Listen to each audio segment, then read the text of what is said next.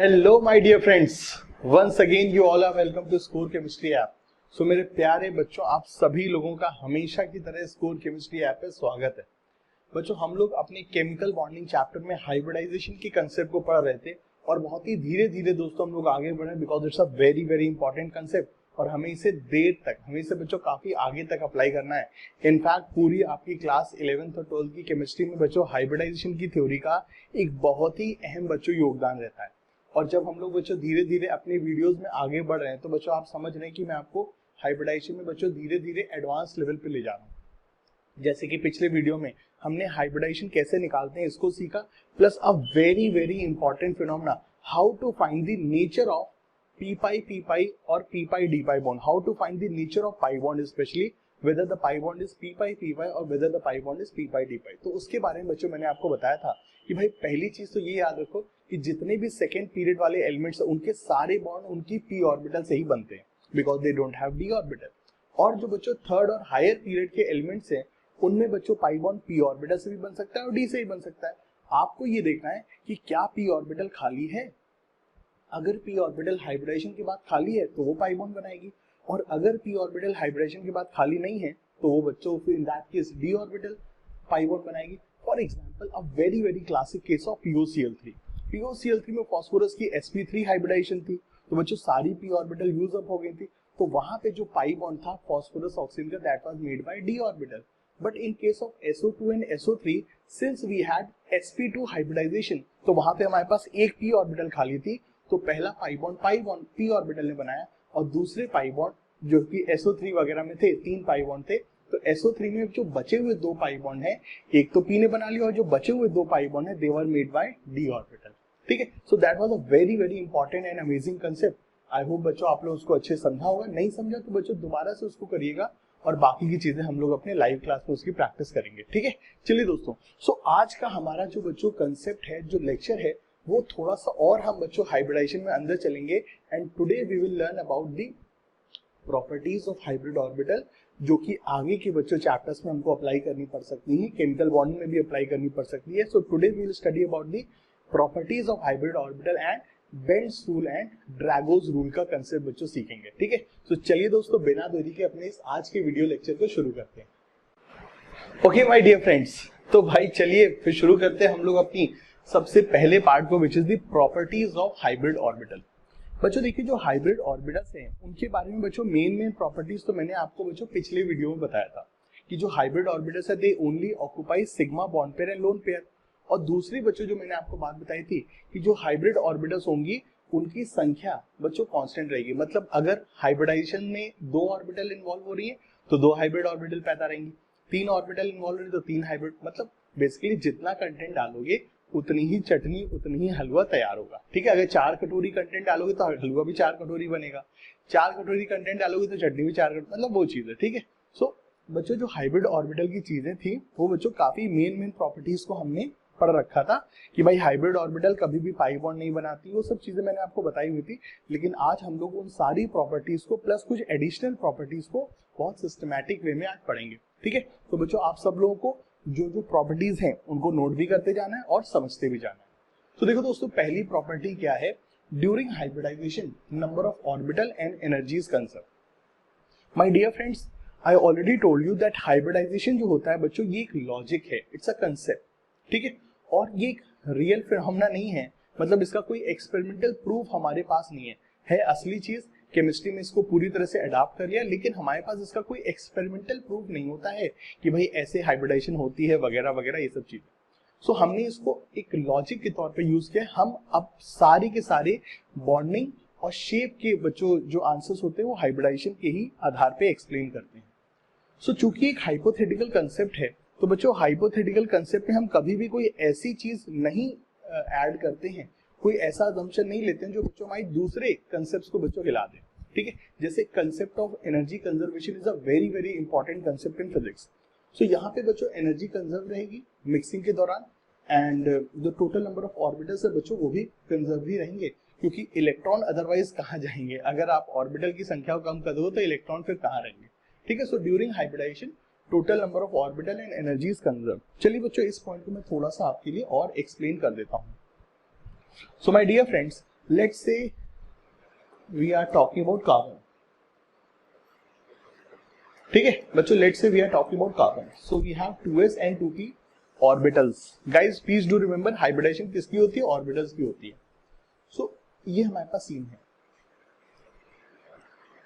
बच्चों, ये इसमें अभी इलेक्ट्रॉन्स की बच्चों संख्या है। अब मेरे प्यारे बच्चों एक चीज समझो, आप बेटा मिक्सिंग किसकी कर रहे हो, ऑर्बिटल की कर रहे हो। पहली चीज बच्चों ये समझो बेटा, आपने मिक्सिंग किसकी करनी है, ऑर्बिटल्स की करनी है। तो चूंकि बच्चों हम लोग मिक्सिंग किसकी कर रहे हैं, ऑर्बिटल्स की कर रहे हैं, तो अभी आपका बच्चों ध्यान इलेक्ट्रॉन में भटकना नहीं चाहिए।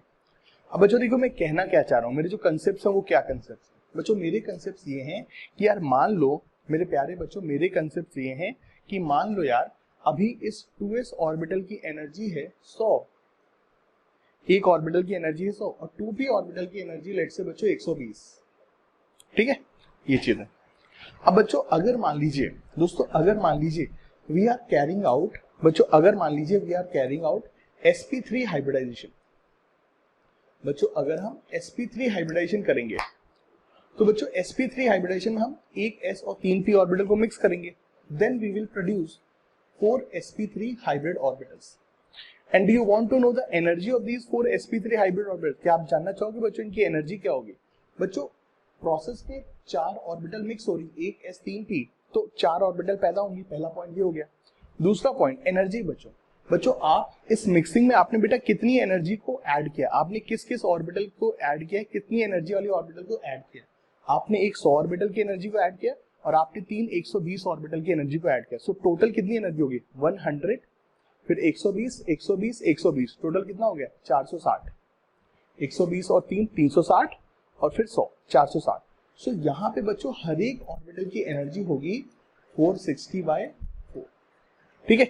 यहाँ पे बच्चों हर एक ऑर्बिटल की एनर्जी 460/4 होगी, which is I hope it will be around 115, तो ये बच्चों 115 हो जाएगी, ठीक है। तो यहाँ पे बच्चों हर एक ऑर्बिटल की एनर्जी 115 होगी,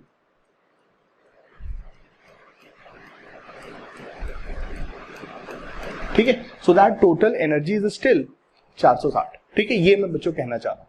अच्छा इसको मैं थोड़ा सा और आगे ले जाता हूँ बच्चों, let's say we are going for sp2 hybridisation. बच्चों अगर हम sp2 हाइब्रिडाइजेशन कराएंगे बेटा, अगर हम sp2 कराएंगे then only 1s and 2p will mix out, so this 1p will remain as it is। so बेटा ये p orbital as it is रहेगी, it is unhybrid p orbital, it is unhybrid p orbital. और मेरे सारे बच्चे जानते हैं, मेरे सारे बच्चे जानते हैं बच्चों, ये अनहाइब्रिड p ऑर्बिटल बहुत आगे काम की चीज है, ये बहुत इंपॉर्टेंट फिनोमेना है, ठीक है। सो जो अनहाइब्रिड p ऑर्बिटल है किस काम आती है, it is used in formation of pi bond. अगर पाई बॉन्ड बनाना होगा, अगर पाई बॉन्ड बन रहा होगा तो उसमें इसका इस्तेमाल होगा, अगर नहीं बन रही तो चुपचाप पड़ी रहेगी, ठीक है। सो अगर मॉलिक्यूल के लुईस स्ट्रक्चर में पाई बॉन्ड है तो इससे बना देना, नहीं है तो कोई बात नहीं, खाली पड़ी रहने देना। So we have this unhybrid p orbital. So guys, in this case we are mixing 3 orbital, so we will produce 3 orbital। हम बेटा 3 ऑर्बिटल प्रोड्यूस करेंगे, क्योंकि हम 3 ऑर्बिटल मिक्स कर रहे हैं तो हम 3 ऑर्बिटल प्रोड्यूस भी करेंगे,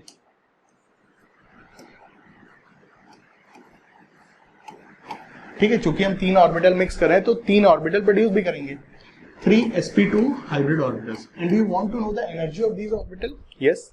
तो यहाँ पे इस बार 2 120 और 100, 2 120 और 100, सो इनकी एनर्जी कितनी हो जाएगी 2 120 240 और 100 340। सो 340 को हमने 4 से बच्चों डिवाइड करना, जब हम 340 को 4 से डिवाइड करेंगे तो कितना आएगा बच्चों ये, तो यहाँ पे दोस्तों जो हमारी एनर्जी निकल के आएगी तो वो बच्चों वैल्यू निकल के आएगी हमारी 240 और 340 upon 3, so 340/3, and this value comes out to be 113.33। तो यहाँ पे दोस्तों जो एनर्जी की वैल्यू निकल के आएगी वो इतनी आएगी, ठीक है। So that would be 113.33। सारी ऑर्बिटल्स की एनर्जी 113.33।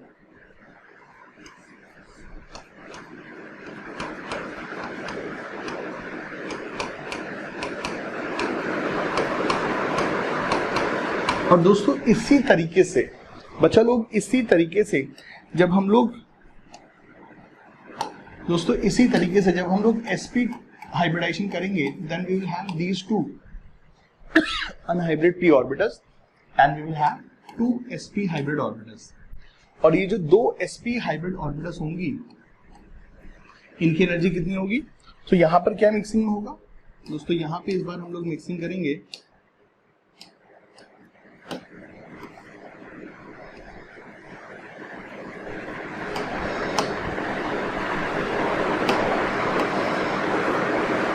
तो यहाँ पे हम लोग मिक्सिंग करेंगे इस बार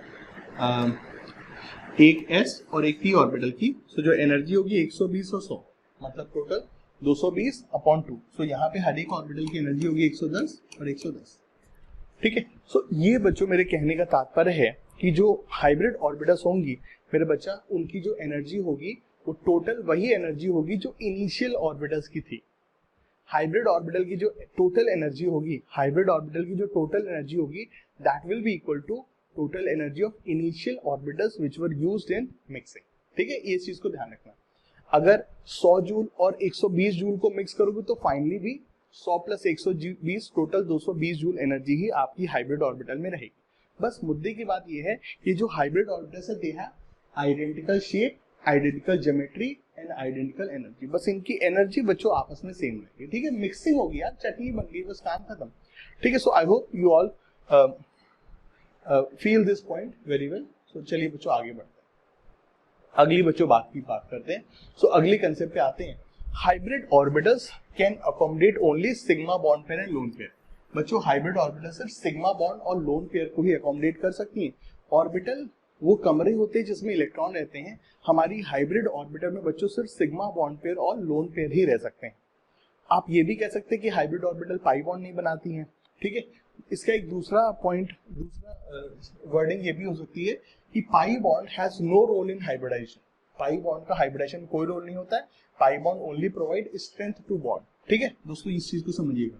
अगर दो कार्बन के बीच में सिंगल बॉन्ड है, सिंगल बॉन्ड मतलब सिग्मा बॉन्ड है, और अगर दो कार्बन के बीच में डबल बॉन्ड है तो यहाँ पे सिग्मा प्लस पाई होगा। ठीक है, और अगर मान लीजिए बच्चों दो कार्बन के बीच में ट्रिपल बॉन्ड है तो यहाँ पे एक सिग्मा दो पाई होगा। ठीक है बच्चों, सिग्मा और पाई में कंपैरेटिवली सिग्मा स्ट्रांग होता है। सिग्मा और पाई में बच्चों कंपैरेटिवली सिग्मा स्ट्रांग होता है। लेकिन बच्चों अगर मैं यहाँ पे बात करूँ तो यहाँ पे सिर्फ एक सिग्मा है और यहाँ पे क्या सिग्मा के साथ एक पाई भी है, तो यहाँ पे दो बॉन्ड हो गए। सो यहाँ पर कार्बन कार्बन को तोड़ने में, यहाँ पे बच्चों कार्बन कार्बन को तोड़ने में आपको ज्यादा एनर्जी देनी पड़ेगी, because these two carbons are bonded by double bond. और यहाँ पर तो और ज्यादा एनर्जी देनी पड़ेगी because these three carbons are bonded by triple bond. लेकिन ये चीज समझना कि अगर बच्चों यहाँ पे आपको जो एनर्जी देनी पड़ रही है वो 100 जूल देनी पड़ रही है, तो यहाँ पे 200 नहीं देनी पड़ेगी, अराउंड 180 देनी पड़ेगी, क्योंकि सिग्मा बॉन्ड को तोड़ने में 100 जूल और पाई बॉन्ड को तोड़ने में एनर्जी थोड़ी सी कम लगेगी, 80 जूल। ठीक है, just feel the data, it is not a real data, just feel the data. और यहाँ पे दोस्तों कितनी लगेगी? दो पाई बॉन्ड है और एक सिग्मा बॉन्ड है। यहाँ पे कितनी एनर्जी लगेगी? दो पाई बॉन्ड और एक सिग्मा। सो एक पाई बॉन्ड की 80, सो 160 और 260। सो यहाँ पे दोनों कार्बन को तोड़ने में 260 जूल एनर्जी लगेगी। ठीक है, बट डबल बॉन्ड को तोड़ने में ज्यादा एनर्जी लगेगी, फिर ट्रिपल बॉन्ड को तोड़ने में और एनर्जी, क्योंकि नंबर ऑफ बॉन्ड्स एक्स्ट्रा है। सो कार्बन में सिग्मा के साथ पाई बॉन्ड आने से स्ट्रेंथ बढ़ जाती है। Pi bond only provide strength two molecule. ये चीज बच्चों कहने का तात्पर्य था। अच्छा, सवाल ये आता है व्हाई। बच्चों सवाल ये आता है व्हाई, क्यों बच्चों पाई बॉन्ड हमारा हाइब्रिडाइजेशन में इन्वॉल्व नहीं होता है, क्यों हाइब्रिड ऑर्बिटल पाई बॉन्ड नहीं बनाती है? तो बच्चों इसका रीजन होता है, इसका रीजन होता है हाइब्रिड ऑर्बिटल्स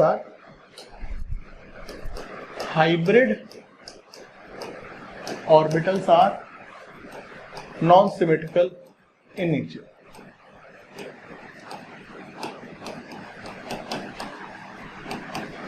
बेटा जो हाइब्रिड ऑर्बिटल्स होती हैं they are non symmetrical in nature. Hybrid orbitals दोस्तों नॉन सिमेट्रिकल होती हैं, ये पूरी तरह से सिमेट्रिकली नहीं होती हैं।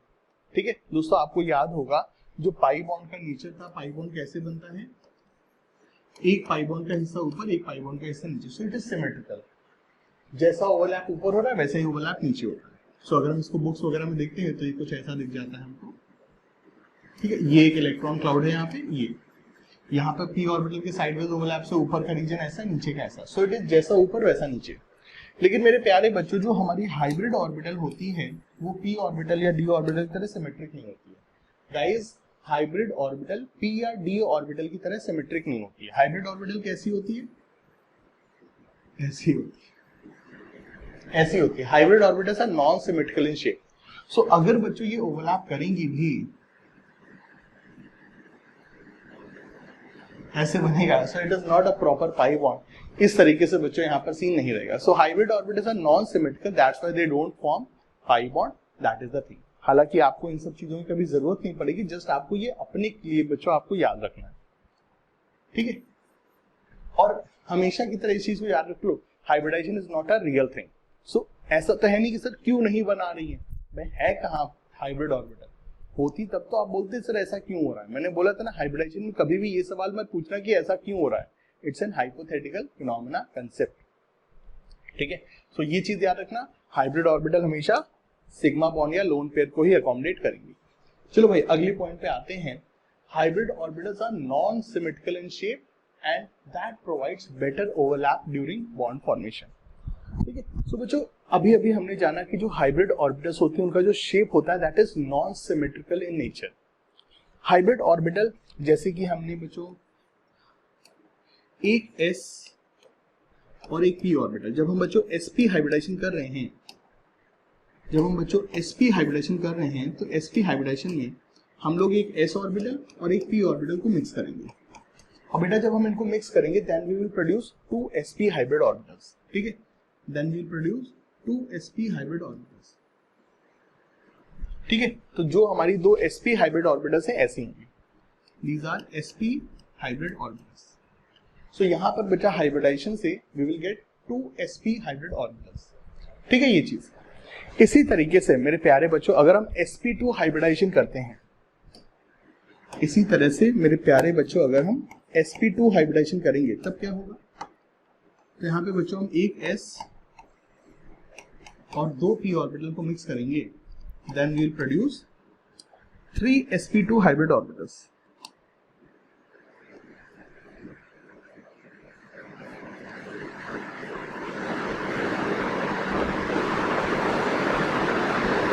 ठीक है ये चीज है। और जब हम sp3 करेंगे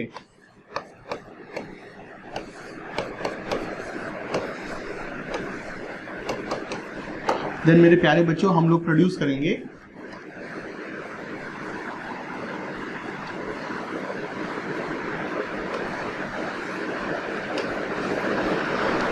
ठीक है इस तरह से। देखिए दोस्तों मैंने ये जो शेप बनाए हैं ये जानबूझ के जैसे बनाने चाहिए वैसे ही मैंने बनाए। जो शेप एग्जैक्टली जो जैसा आप देख रहे हो बच्चों ये इसी तरह के ही होते हैं। अब मैं बताना चाह रहा हूँ इसको मैं बताता हूँ बच्चों। देखो जो हाइब्रिड ऑर्बिटल्स होती है they are non symmetrical in nature, मतलब इनमें जो लोब होता है, जो इलेक्ट्रॉन लोब होता है वो सिर्फ बच्चों एक ही तरफ होता है।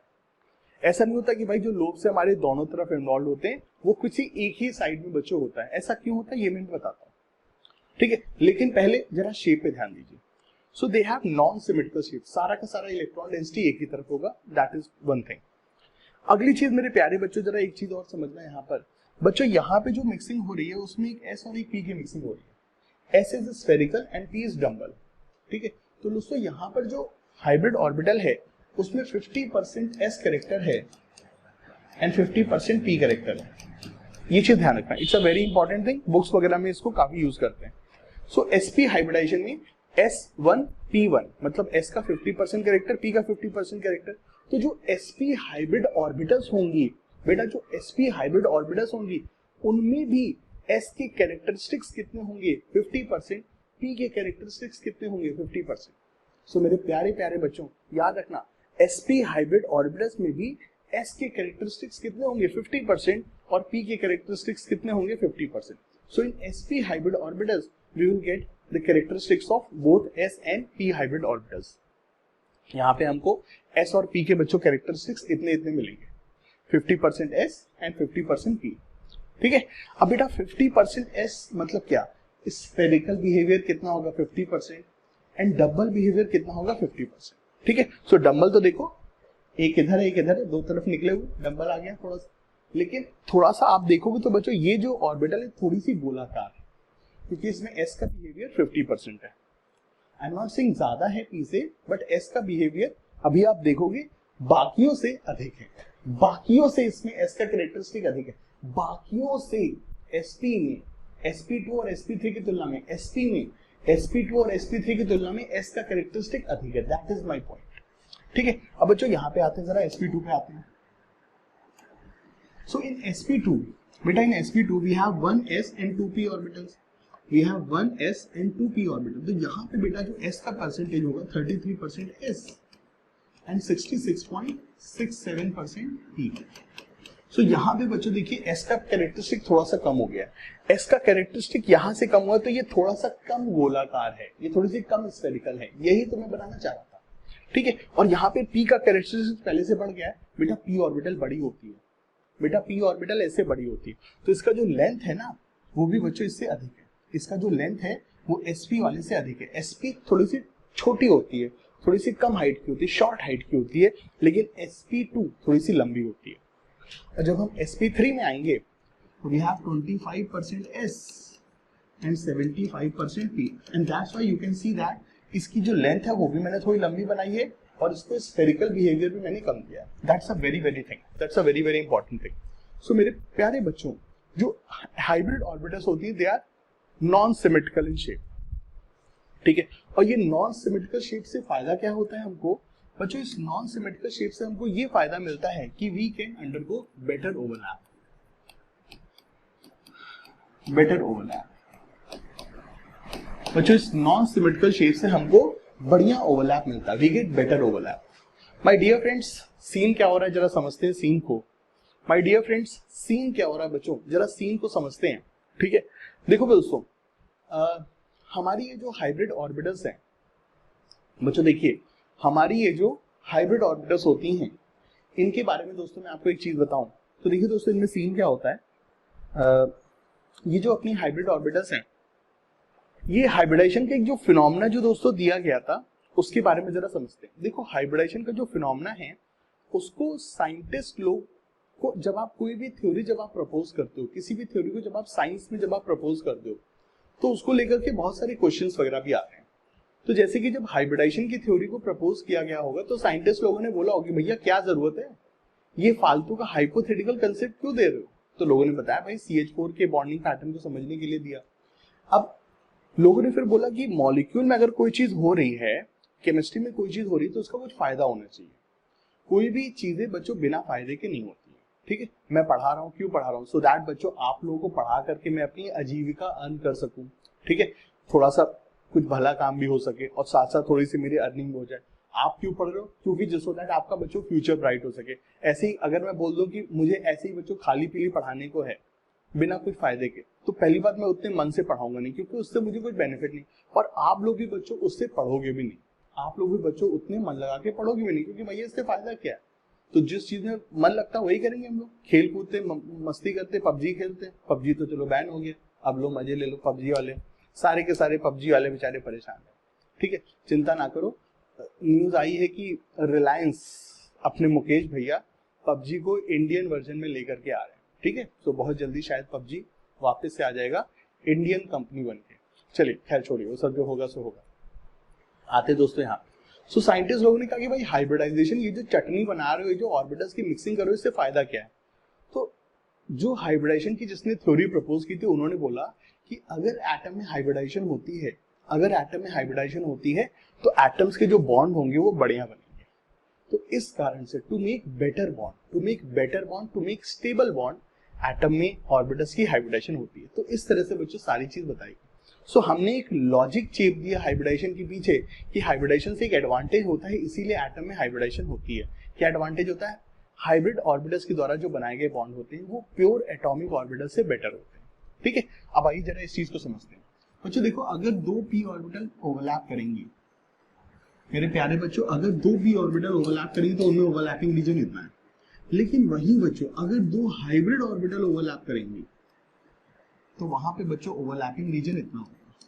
ठीक है, सो क्योंकि हाइब्रिड ऑर्बिटल में सारा का सारा इलेक्ट्रॉन क्लाउड एक ही तरफ है, सो एक ही तरफ इलेक्ट्रॉन क्लाउड होने से जब ये ओवरलैप करती है, एक दूसरे के करीब आती है, तो इनमें ओवरलैपिंग अधिक होती है। And strength of covalent bond depends upon effectiveness of orbitals overlap। ठीक है, कितनी अच्छे से ऑर्बिटल्स ओवरलैप करती है, इसी के ऊपर बच्चों हमारा कोवेलेंट बॉन्ड का स्ट्रेंथ डिपेंड करता है। ये चीज बच्चों, ठीक है। सो नॉन सिमेट्रिकल शेप होने से हमको एडवांटेज क्या मिलता है कि भाई जो ऑर्बिटल्स है वो अच्छा बॉन्ड बनाएंगे, तो इसीलिए एटम में हाइब्रिडाइजेशन होती है, ये चीज। सो ये बच्चों पॉइंट है, इसको ध्यान रखने का है। हाइब्रिड ऑर्बिटल नॉन सिमेट्रिकल होती है और इससे फायदा क्या होता है ये भी दोस्तों आपको बताया। ओके, सो अगला बच्चों बात है कि जो हाइब्रिड ऑर्बिटल्स की प्रॉपर्टीज होती है वो उनकी एटॉमिक ऑर्बिटल से ही निकल के आती है। बच्चों जो हाइब्रिड ऑर्बिटल की प्रॉपर्टीज होती है वो उनकी एटॉमिक ऑर्बिटल से ही निकल करके आती है। जैसे कि इसका बच्चों बहुत ही प्यारा केस हम लोगों ने यहाँ पे देखा था। जो sp3 ऑर्बिटल्स हैं उनकी एनर्जी कितनी है 115, और जो sp ऑर्बिटल्स हैं उनकी एनर्जी कितनी है 110। क्यों ऐसा हो रहा है, इनकी एनर्जी ज्यादा क्यों है बच्चों? इनकी एनर्जी ज्यादा इसलिए है क्योंकि इनमें p का परसेंटेज कितना है, इनमें बच्चों p का परसेंटेज है 75% और p ऑर्बिटल की एनर्जी अधिक है। अगर आप मिक्सिंग में ज्यादा p ऑर्बिटल यूज करोगे तो ज्यादा p ऑर्बिटल यूज करो तो उनकी एनर्जी भी ज्यादा है, सो फॉर्म्ड ऑर्बिटल्स की भी एनर्जी ज्यादा हो। और यहाँ पे हमने p ऑर्बिटल का परसेंटेज कम है, कम मतलब तुलनात्मक दृष्टि से कम है, sp3 और sp2 से कम है। तो चूंकि p ऑर्बिटल का परसेंटेज कम है तो यहाँ पे p के कारण जो एनर्जी हाई हो रही थी वो भी उतनी ज्यादा हाई नहीं रहेगी, ठीक है। तो जो कुछ भी होता है वो सब कुछ बच्चों उसके कंस्ट्रेंट से ही आता है। अगर हम चटनी में ज्यादा मिर्चा डालेंगे तो ज्यादा तीखी बनेगी, ज्यादा टमाटर डालेंगे तो ज्यादा रेड बनेगी, बस वही चीज है, सब कुछ दुनियादारी का फंडा है यार, ठीक है। सो हाइब्रिड ऑर्बिटल के बच्चों जो प्रॉपर्टीज होती है वो हमारी कंस्टिट्यूएंट ऑर्बिटल की प्रॉपर्टीज से ही आती है। अब इस हिसाब से दोस्तों होता क्या है, sp ऑर्बिटल में 50% s एंड 50% p होती है, sp2 में 33% s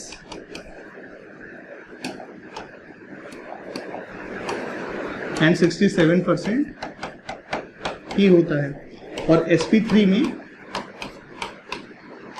25% s एंड 75% p होता है। अब बेटा इसके फलस्वरूप बच्चों, इसके फलस्वरूप क्या होता है दोस्तों, इसके कारण से क्या होता है, इसके कारण से दोस्तों सीन ये निकल के आता है कि क्योंकि यहाँ पे s के कैरेक्टरिस्टिक्स कम हैं तो इसमें s का बिहेवियर कम होगा, and one of the behaviour of s is non symmetrical, is spherical nature. क्योंकि यहाँ पे s का परसेंटेज कम है तो बच्चों ये ऑर्बिटल थोड़ी सी कम सिमेट्रिकल होती है, और यहाँ पे p अधिक है तो ये थोड़ी सी लंबी होती है। अब इसके कारण बच्चों क्या होता है वो समझते जरा, ठीक है दोस्तों, इसके कारण क्या होता है ये समझते जरा। बच्चों जो sp ऑर्बिटल्स होती हैं वो बच्चों ऐसी होगी, sp2 ऑर्बिटल थोड़ी सी ऐसी होगी, और sp3 ऑर्बिटल इस तरीके से होगी। गाइस डू रिमेंबर, ठीक है ये चीज, sp ऑर्बिटल ऐसी, sp2 ऐसी, sp3 ऐसी। अब अगर कोई sp ऑर्बिटल किसी s ऑर्बिटल से बच्चों ओवरलैप करेगी, बच्चों अगर कोई sp ऑर्बिटल किसी s ऑर्बिटल से ओवरलैप करेगी,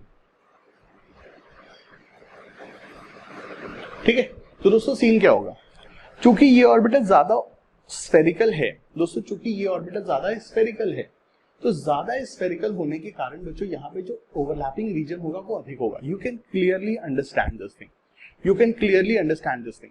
और चूंकि बच्चों ये जो ऑर्बिटल है थोड़ी सी लंबी है तो जिस कारण से बच्चों यहाँ पे जो ओवरलैपिंग रीजन होगा थोड़ा सा कम होगा। दूसरा पॉइंट बच्चों आप समझिए, बच्चों sp ऑर्बिटल में s का कैरेक्टरिस्टिक्स ज्यादा है कंपैरेटिवली, और s ऑर्बिटल p से छोटी होती है, तो बच्चों आप देख सकते हो sp ऑर्बिटल छोटी है और sp3 ऑर्बिटल थोड़ी लंबी है। अब सुनो, लंबी ऑर्बिटल का बॉन्ड लंबा होता है, बड़ी ऑर्बिटल्स का बॉन्ड बड़ा होता है, छोटी ऑर्बिटल का बॉन्ड छोटा होता है। मेरे प्यारे बच्चों प्लीज प्लीज प्लीज बहुत ही एकदम केयरफुली दिमाग को थोड़ा सा जोर देकर के कुछ एक पास्ट की चीजें बच्चों याद करो। बच्चों मैंने आपको बताया था छोटी ऑर्बिटल का बॉन्ड छोटा होता है, बड़ी ऑर्बिटल का बॉन्ड बड़ा होता है, याद करो इस चीज को, छोटी ऑर्बिटल का बॉन्ड छोटा होता है, बड़ी ऑर्बिटल का बॉन्ड बड़ा होता है। F का जो बॉन्ड होगा, F छोटा एटम है, दो छोटे एटम छोटा बॉन्ड बनाएंगे, और I का बॉन्ड दो बड़े बड़े एटम बड़ा बॉन्ड बनाएंगे। सो चूंकि बच्चों फ्लोरीन छोटा एटम है, छोटा बॉन्ड बनाएगा, मजबूत बॉन्ड बनाएगा, आयोडीन बड़ा एटम है, बड़ा बॉन्ड बनाएगा, कमजोर बॉन्ड बनाएगा। इसका क्लासिक एग्जांपल होता है HI, जो होता है बच्चों दुनिया का सबसे अच्छा एसिड होता है, क्योंकि वहां पे हाइड्रोजन और आयोडीन का बॉन्ड इतना वीक होता है क्योंकि आयोडीन इतना बड़ा होता है कि बॉन्ड इतना लंबा होता है, वीक होता है कि वो आराम से टूट जाता है। इसको याद करने के लिए मैंने एनालॉजी दी थी च्युइंगम की। च्युइंगम छोटा होगा, कम स्ट्रेच होगा तो मजबूत होगा, और च्युइंगम को अगर हम खींच दें, रबड़ बैंड को अगर हम खींच दें तो बहुत कमजोर हो जाता है। यही चीज बॉन्ड के साथ भी है। बॉन्ड अगर बहुत लंबा होगा तो बॉन्ड कमजोर हो जाएगा, क्योंकि इलेक्ट्रॉन्स और न्यूक्लियस के बीच में जो अट्रैक्शन होगा वो वीक हो जाएगा। ठीक है, तो यही चीज यहाँ पर भी है। तो दोस्तों यहाँ पे जो बॉन्ड है, यहाँ पे जो ऑर्बिटल्स के बीच की जो दूरी है बच्चों को कम है, so it's a strong bond. बेटा इट्स अ स्ट्रॉन्ग बॉन्ड। क्यों? क्योंकि ये छोटा बॉन्ड है, शॉर्ट बॉन्ड है, छोटी ऑर्बिटल छोटा बॉन्ड बनाएंगे। और बेटा ये जो बॉन्ड है, यहाँ पे दोस्तों जो डिस्टेंस है ऑर्बिटल्स के बीच में, दैट्स अ ह्यूज। सो ये बच्चों वीक बॉन्ड। ठीक है, सो मेरे प्यारे प्यारे बच्चों इस चीज को ध्यान दो कि sp ऑर्बिटल छोटी होती है, सो sp ऑर्बिटल का किसी के साथ भी बनाया गया बॉन्ड मजबूत होगा as compared to sp2 and sp3। Guys please please please do remember this thing. sp orbital छोटी होती है और छोटी ऑर्बिटल का बॉन्ड बड़ा मजबूत होगा। छोटी ऑर्बिटल का बॉन्ड छोटा और मजबूत होगा। sp ऑर्बिटल क्यों छोटी होती है? क्योंकि उसमें s की कैरेक्टरिस्टिक्स 50% है और sp3 में s की कैरेक्टरिस्टिक्स 25% है। और we can say that sp3 में p के कैरेक्टरिस्टिक्स 75% है, and because of that it's quite large and longer in nature. ठीक है, ये चीज। सो जो बिहेवियर्स होते हैं हाइब्रिड ऑर्बिटल के, वो उनके कंस्टिट्यूएंट ऑर्बिटल से निकल के आते हैं, और उनमें से एक behaviour is a very very important thing, bond strength. Guys do remember, sp orbital के बनाए गए बॉन्ड चाहे किसी भी दूसरी ऑर्बिटल के साथ, चाहे s या sp किसी के भी साथ, वो मजबूत होंगे as compared to this. So this is bond strength. ठीक है, इसी में बेटा एक अगला बिहेवियर होता है इलेक्ट्रोनेगेटिविटी। इसी में ही दोस्तों एक अगला बिहेवियर होता है electronegativity, and it's a very very important thing. Electronegativity of hybrid orbital is a very very important thing.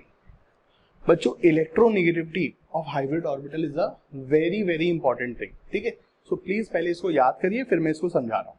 ठीक है, इसको प्लीज नोट डाउन करिए, फिर मैं इसको समझाता हूँ। ठीक है, फिर इसका एक बहुत बड़ा इंपॉर्टेंट एप्लीकेशन यहाँ पे लिखा हुआ है। देखो दोस्तों, अगर हम लोग हाइब्रिडाइजेशन कर रहे हैं, उसमें हमने S और P की मिक्सिंग की। दोस्तों अगर हम लोग हाइब्रिडाइजेशन कर रहे हैं और उसमें हमने अगर S और P की बच्चों मिक्सिंग की, so when we are carrying out the mixing of S and P orbital, ठीक है, सो sp वाले केस में दोस्तों क्या होगा माय डियर फ्रेंड्स, sp वाले केस में क्या होगा, sp वाली ऑर्बिटल्स बच्चों एग्जैक्टली यहाँ पे लाई करेंगी, एकदम बीच में लाई करेंगे। sp हाइब्रिड ऑर्बिटल्स बच्चों एग्जैक्टली बीच में लाई करेंगे। Why? Because they have 50% s and 50% p character. What about sp2? बच्चों sp2 ऑर्बिटल्स यहां पे लाई करेंगे, because they have 66%, they have 67% p behaviour. So that's why बच्चों इनकी p के साथ दूरी, इनकी p के साथ सिमिलैरिटी अधिक होगी, और इनके साथ इनकी s के साथ सिमिलैरिटी थोड़ी सी कम होगी। ठीक है, और अगर हम बच्चों sp3 की बात करें दोस्तों, अगर हम sp3 की बात करें तो sp3 ऑर्बिटल में p का बिहेवियर मैक्सिमम है। सो इनके अंदर बच्चों p के कैरेक्टरिस्टिक्स सबसे ज्यादा होंगे, इनके अंदर बच्चों p के कैरेक्टरिस्टिक्स सबसे ज्यादा होंगे। So let's change the colour of this orbital.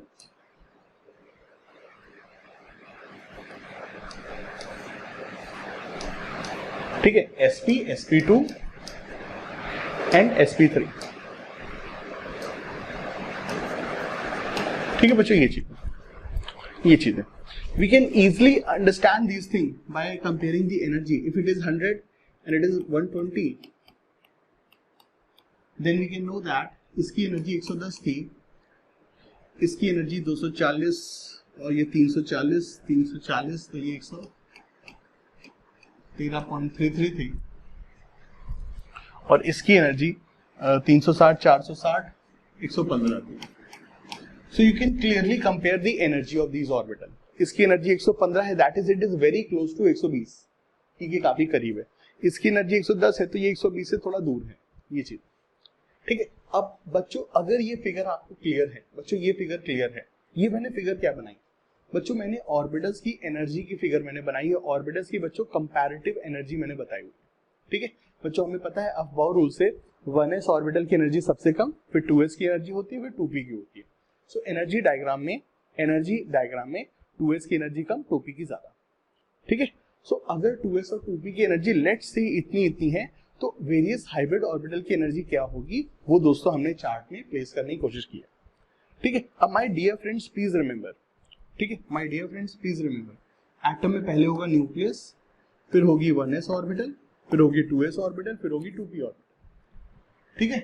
Atom में पहले न्यूक्लियस होता है, फिर शेल नंबर 1, शेल नंबर 1 में एक ऑर्बिटल कौन सी 1s, फिर शेल नंबर 2, शेल नंबर 2 में दो ऑर्बिटल 2s, और 2s से थोड़ा सा आगे होती कौन सी 2p,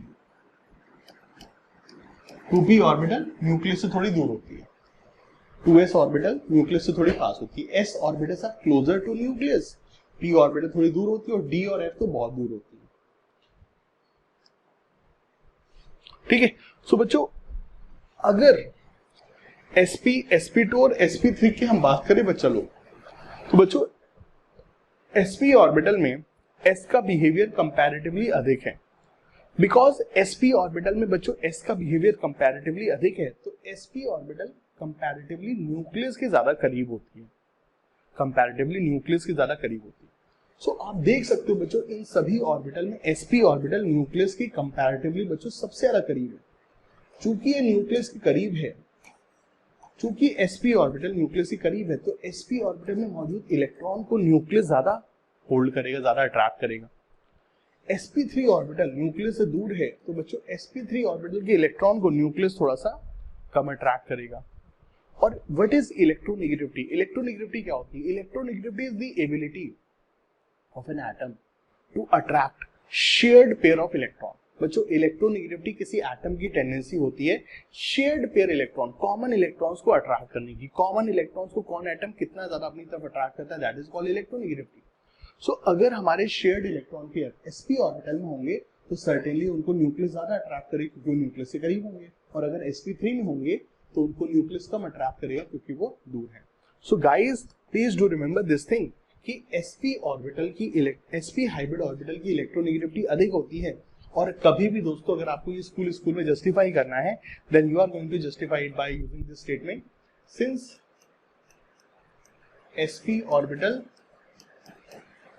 have maximum, since sp orbital have maximum,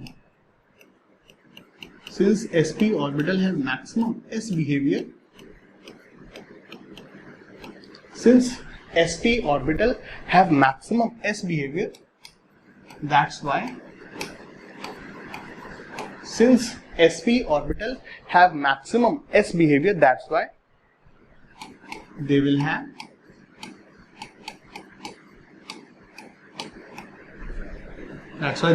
maximum electronegativity. So आप बेटा इनको परसेंटेज से एक्सप्लेन करते हैं। बेटा हाइब्रिड ऑर्बिटल की जो प्रॉपर्टीज होती हैं वो उनकी कंस्टिट्यूएंट ऑर्बिटल से आती है। सो s ऑर्बिटल का परसेंटेज जहां पे ज्यादा होगा तो वो ऑर्बिटल s के ही जैसे न्यूक्लियस के करीब होगी, और जहां पे p ऑर्बिटल का कंस्टिट्यूएंट ज्यादा होगा वो p ऑर्बिटल की तरह न्यूक्लियस से दूर होगी। That is the thing which you need to write in your answer, ठीक है, ये चीज है। सो ये एक बहुत इंपॉर्टेंट पॉइंट है, और इसके ऊपर बच्चों देखिए कितना बड़ा ये पॉइंट है। It's a very very important point, it's a very very important point my dear friends, it's a very very important point which I wrote in different colour, ठीक है। बच्चों sp हाइब्रिडाइज्ड कार्बन, बच्चों sp hybridized carbon have more electronegativity than sp3 hybridized nitrogen. बहुत बड़ा point है यार, इसको एकदम बोल्ड बोल्ड लिख लेना, ठीक है, बहुत बड़ी पॉइंट है। इसको हमने ऑर्गेनिक केमिस्ट्री में यूज करना होगा, केमिकल बॉन्डिंग में कहीं नहीं यूज आएगा, लेकिन ऑर्गेनिक केमिस्ट्री में यूज आएगा। फिर प्यारे बच्चों इस चीज को जरा समझो। बच्चों इलेक्ट्रोनेगेटिविटी का ऑर्डर था fluorine, oxygen, chlorine, nitrogen, then let's say sulphur and bromine, phosphorus and iodine, then carbon, then hydrogen. तो ये बच्चों मोटा मोटा इलेक्ट्रोनेगेटिविटी का सीरीज होता है। बच्चों यहाँ पे देखो कार्बन और नाइट्रोजन की इलेक्ट्रोनेगेटिविटी में काफी अंतर होता है। We all know that nitrogen is more electronegative than carbon. Electronegativity में ये दोस्तों होता है, बट दोस्तों ये कब होता है? जब नाइट्रोजन और कार्बन दोनों सेम अवस्था में है। जब नाइट्रोजन और कार्बन दोनों सेम अवस्था में, नाइट्रोजन भी sp3 कार्बन भी sp3, या नाइट्रोजन sp2 कार्बन भी sp2, या नाइट्रोजन भी sp, कार्बन भी sp। सो अगर बच्चों दोनों की अवस्थाएं सेम हैं, then without any doubt we all know that nitrogen is more electronegative than carbon because nitrogen is lying more क्या कहते हैं more हमारा राइट साइड में, ठीक है। लेफ्ट टू राइट जाने में इलेक्ट्रोनेगेटिविटी बढ़ती है, नाइट्रोजन फिर ऑक्सीजन फिर क्लोरीन, जो ज्यादा राइट में होगा उसकी इलेक्ट्रोनेगेटिविटी ज्यादा होगी। सो नाइट्रोजन ज्यादा राइट में है, उसके अंदर नॉन मेटालिक कैरेक्टर और सारी इलेक्ट्रोनेगेटिविटी वगैरह सब कुछ ज्यादा होंगी कार्बन से। तो ये दोस्तों यहाँ पर सीन है। लेकिन माय डियर फ्रेंड्स, अगर बच्चों ऐसा हो जाए कि आप कार्बन ले लेते हो, कौन सा तगड़े वाला, आपने ले लिया बच्चों कार्बन, कौन सा तगड़े वाला, व्हाट आई मीन बाय तगड़े वाला बच्चों, sp हाइब्रिड ऑर्बिटल की इलेक्ट्रोनेगेटिविटी सबसे अधिक होती है। sp3, sp2 और sp में तीन टाइप के हमारे पास कार्बन है, sp3, sp2 और sp, तो इनमें sp वाला कार्बन सबसे इलेक्ट्रोनेगेटिव होगा। सो आपने बच्चों अगर कार्बन ले लिया sp वाला और नाइट्रोजन ले लिया कमजोर वाला, मेरे प्यारे बच्चों अब कार्बन की इलेक्ट्रोनेगेटिविटी अधिक होगी बच्चों, अब कार्बन की इलेक्ट्रोनेगेटिविटी अधिक होगी, ठीक है दोस्तों, इस चीज को ध्यान रखना। It's a very very rare thing, और ये आपको बच्चों कभी भी किसी किताब में डायरेक्टली पूरा लिखा हुआ नहीं मिलेगा, लेकिन इसके ऊपर बहुत बढ़िया कंसेप्ट होते हैं, ठीक है, ऑर्गेनिक केमिस्ट्री में। तो इसको दोस्तों याद रखना। कई मेरे प्यारे बच्चों के डाउट्स आते हैं कि सर अगर मान लीजिए कार्बन सर मान लीजिए sp2 वाला हो जाओ, नाइट्रोजन sp3 है, या सर मान लीजिए कि क्या कहते हैं कार्बन हमारे पास sp3 वाला है और नाइट्रोजन sp3 वाला है, नाइट्रोजन sp2 वाला है, तो बच्चों याद रखना बाकी सारे कॉम्बिनेशंस में, गाइस प्लीज डू रिमेंबर बच्चों, बाकी सारे कॉम्बिनेशन में नाइट्रोजन ही जीतेगा, बाकी सारे कॉम्बिनेशन बच्चों नाइट्रोजन ही जीतेगा। कुछ बच्चे कहेंगे सर कार्बन sp ले लो, नाइट्रोजन sp2 ले लो, अब बेटा मैंने क्या बोला, बाकी सारे कॉम्बिनेशन में नाइट्रोजन की ही इलेक्ट्रोनेगेटिविटी अधिक होगी, सिर्फ एकमात्र इसी कॉम्बो में क्या होता है कार्बन जीत जाता है, ठीक है, बाकी सभी कॉम्बिनेशंस नाइट्रोजन की इलेक्ट्रोनेगेटिविटी कार्बन से अधिक होगी। So please do remember this point, it's a very very important thing. sp वाला कार्बन और sp3 वाले नाइट्रोजन में कार्बन ज्यादा इलेक्ट्रोनेगेटिव होता है।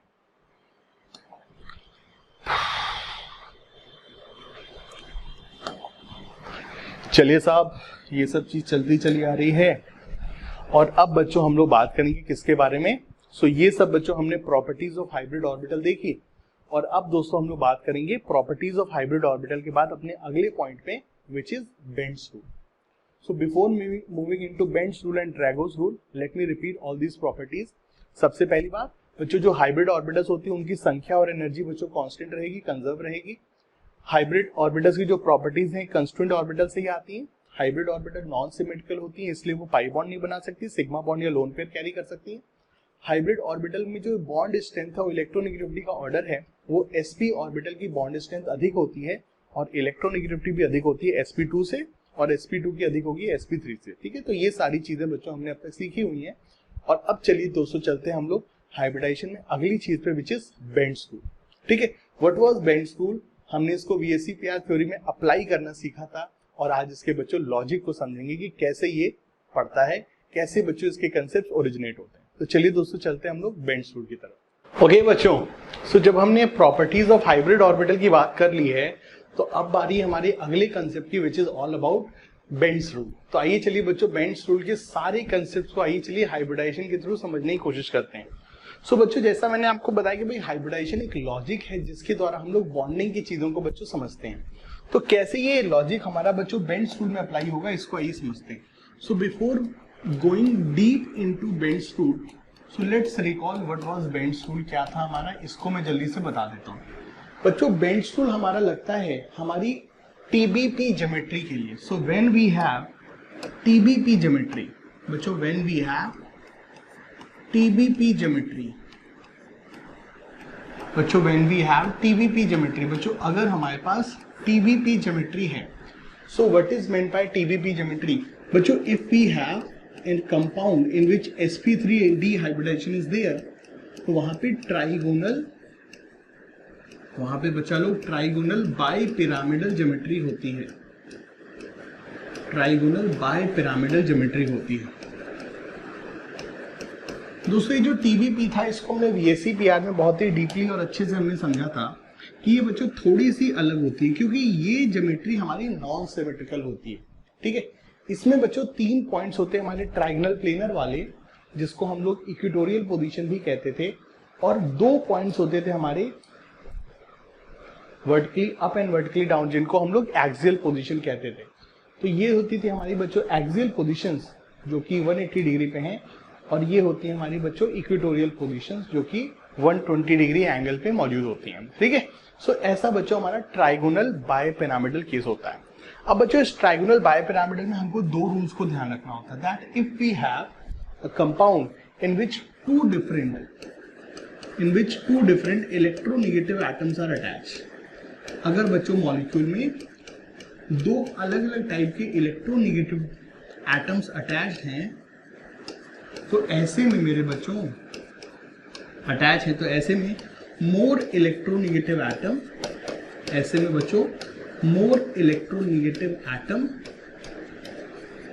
प्रेफर एक्सियल पोजीशन, प्रेफर बच्चों एक्सियल पोजीशन। तो जो ज्यादा इलेक्ट्रोनेगेटिव एटम होता है बच्चों वो एक्सियल पोजीशन पे जाता है।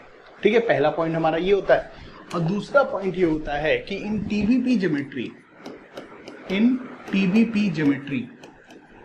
बच्चों, दूसरा पॉइंट होता है हमारा in TBP geometry lone pair always prefer, in TBP geometry lone pair always prefer क्या, इक्वेटोरियल पोजीशन,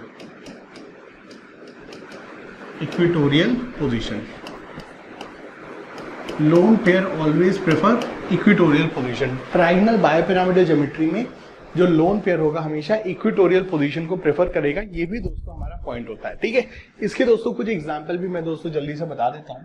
सो पहला जो पॉइंट था हमारा इलेक्ट्रोनेगेटिविटी वाला पॉइंट था बच्चों, अगर हमारे पास PCl5 है तो यहाँ पर तो सारे एटम एक जैसे हैं, सो डजंट मैटर कि आप किसको कहाँ पे रखते हो, भैया सब जगह आएगा तो क्लोरीन ही। लेकिन बच्चों अगर हमारे पास PCl3F2 है या फिर PCl2F3 है, तो बच्चों यहाँ पे अब फास्फोरस से 2 अलग अलग इलेक्ट्रोनेगेटिव एटम अटैच हैं। तो मेरे प्यारे बच्चों यहाँ पे कंसेप्ट होता है कि पहले तुमने क्या करना है बच्चों, पहले आपने मेक श्योर करना है कि क्लोरीन और फ्लोरीन में से पहले तुमने ज्यादा इलेक्ट्रोनेगेटिव एटम को एक्सियल पोजीशन देनी है। बच्चों जिस तरीके से आप कह सकते हो कि एक तरह से एक्सियल पोजीशन वीआईपी के लिए, एक्सियल पोजीशन बच्चों वीआईपी के लिए आपको पहले एक्सियल पोजीशन वीआईपीज को देनी है। और कौन वीआईपी हमारा, मोर इलेक्ट्रोनेगेटिव एटम। तो पहले आप अपनी एक्सियल पोजीशन पे इलेक्ट्रोनेगेटिव एटम फ्लोरीन को दोगे, दोनों फ्लोरीन आ गए यहाँ पे। अब बच्चों आप बची हुई जगहों पर क्लोरीन को रख दीजिए। यहाँ पर कैसे करेंगे, यहाँ पर 3 फ्लोरीन है, 3 फ्लोरीन तो क्या करें भाई, जब जगह ही नहीं तो क्या करें, तो एटलीस्ट जो 2 फ्लोरीन है उनको तो तुमने एक्सियल पे रखना ही पड़ेगा। एक्सियल पोजीशन इलेक्ट्रोनेगेटिव एटम के द्वारा ऑक्यूपाई होनी चाहिए। ठीक है, अब क्या करें यार, 3 एक्सियल है ही नहीं, 2 ही एक्सियल है, तो 2 में फ्लोरीन हटा दिया, तीसरा जो फ्लोरीन है उसके नसीब में ही नहीं है एक्सियल, तो उसको हमने इक्वेटोरियल पे रख दिया। सो ये होता है दोस्तों हमारा बेंड्स रूल का पहला फंडा, कि जिसमें बताते हैं कि अगर मॉलिक्यूल में 2 डिफरेंट टाइप के इलेक्ट्रोनेगेटिव एटम हैं, सेंट्रल एटम्स अटैच, तो ज्यादा electronegative atom will always prefer axial position. तो दोस्तों that was our point number 1। ठीक है, ये चीज। सो पहले आप एक्सियल से शुरू करना और वहां पे इलेक्ट्रोनेगेटिव एटम को प्लेस करते जाओ और उसके बाद जो बची हुई जगह वहां पर दूसरे बंदों को प्लेस कर देना।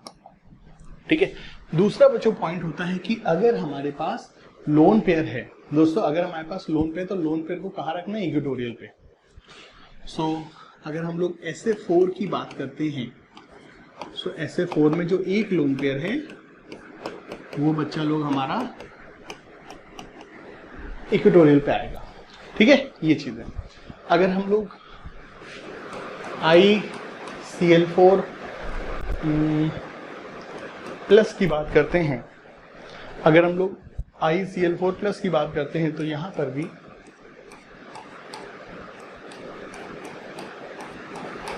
एक लोन पेयर इक्वेटोरियल पे आएगा। ठीक है, ये चीजें।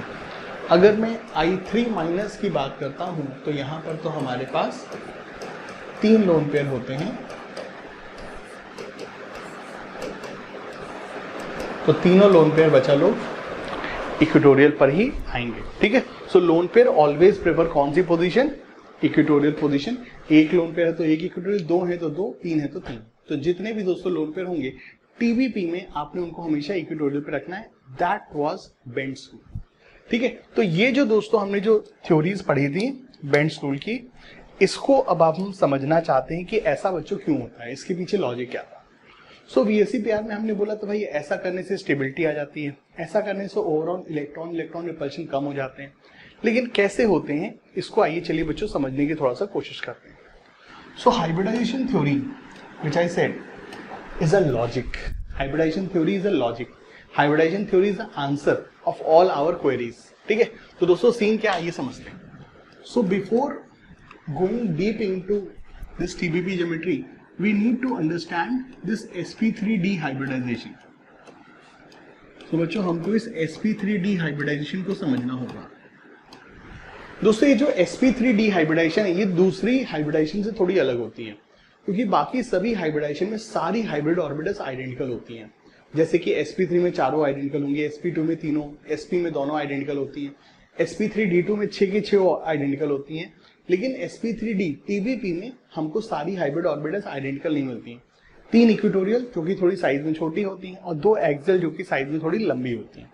इनके बॉन्ड एंगल्स भी अलग अलग हैं। तो ऐसा बच्चों क्यों होता है, इसका आंसर छिपा होता है इसकी हाइब्रिडाइजेशन में। बच्चों एक्चुअली में ये जो sp3d मिक्सिंग है ये कोई एक मिक्सिंग ना होकर के ये बच्चों 2 मिक्सिंग का सम होती है। So this sp3d mixing arises by mixing of 2 types of hybridization. So इसकी मिक्सिंग में आपने बच्चों 2 मिक्सिंग को इन्वॉल्व करना होता है।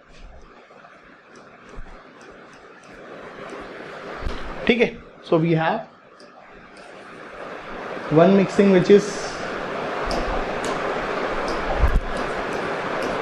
बच्चों देखिए sp3d हाइब्रिडाइजेशन में हमको एक s 3p और एक d को मिक्स करना है। सो इसमें दोस्तों तुमने करना क्या है, सबसे पहले तुमने एक s और 2p को मिक्सिंग करके एक sp2 मिक्सिंग आप तैयार करते हैं, और उसके बाद आप एक p और d की मिक्सिंग करके आप pd मिक्सिंग तैयार करते हैं, और जब हम इन दोनों को जोड़ देते हैं then we gate sp3d hybridisation. ठीक है, आई होप बच्चों जो स्मार्ट बच्चे हैं, जो सिंसियर बच्चे हैं, जो थोड़े से फोकस्ड बच्चे हैं, वो थोड़ा सा चीजों को अब खुद ही अपने आप में गेस करने लगे होंगे। बच्चों अगर हम sp2 मिक्सिंग की बात करें, so in this sp2 mixing when we will mix these 3 orbitals s and 2p, we will get 3 sp2 hybrid orbitals. We will get 3 sp2 hybrid orbitals, and these 3 sp2 hybrid orbitals will form trigonal planar shape. So बच्चों TBP में जो equatorial positions हैं, दोस्तों TBP में जो equatorial positions हैं उनके पीछे का जो ओरिजिन है that is through sp2 hybridization. So जो 3 इक्वेटोरियल पॉइंट्स हैं दे अराइजेस फ्रॉम sp2 मिक्सिंग। ठीक है, और ये जो pd मिक्सिंग है बच्चों, ये जो pd मिक्सिंग है, और pd में भी बच्चों याद रखना ये कई बार कॉम्पिटिटिव एग्जाम में पास में पूछा गया है, ये जो pd मिक्सिंग होती है इसमें कौन कौन सी p और d ऑर्बिटल की इन्वॉल्वमेंट होती है।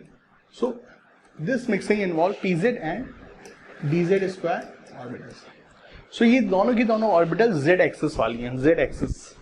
सो जब हम z एक्सिस वाली ऑर्बिटल को मिक्स करते हैं then we get hybrid orbitals which are lying along z axis. So जब हम 2 z एक्सिस वाली ऑर्बिटल को मिक्स करते हैं then we get a hybrid orbital which is oriented along z axis.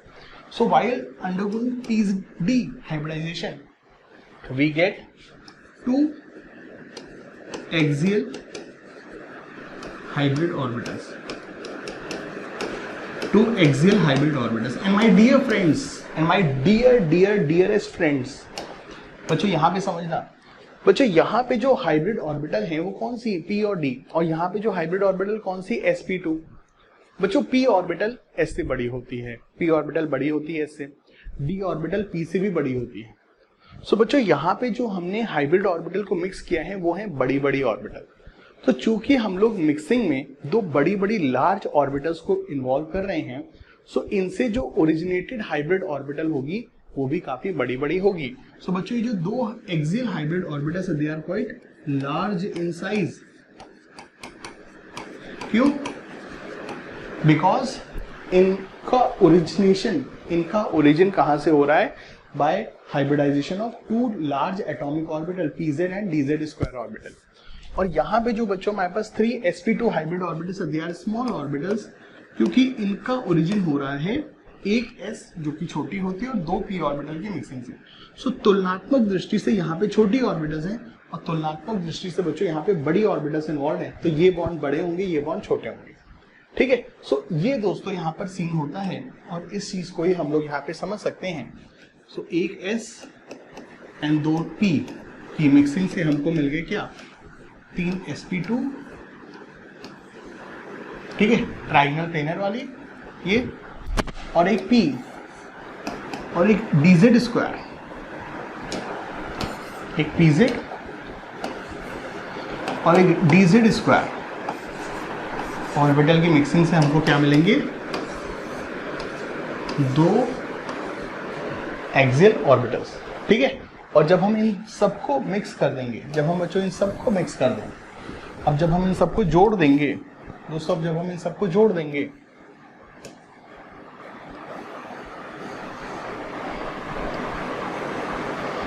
अब जब बच्चों हम इन सबको जोड़ देंगे, तो इन सबको जोड़ करके, इन सबको ऐड करके, सो दिस प्लस दिस को अगर हम ऐड कर देंगे, then we will get 3 equatorial orbitals and 2 axial orbitals. So these are smaller one and these are larger one. ठीक है, सो ये दोस्तों यहां पर सीन होता है। So in sp3d hybridization, so in sp3d hybridization we get 5 hybrid orbitals, we get 5 hybrid orbitals, we get 5 hybrid orbitals। हमें बच्चों 5 hybrid orbitals मिलेंगे।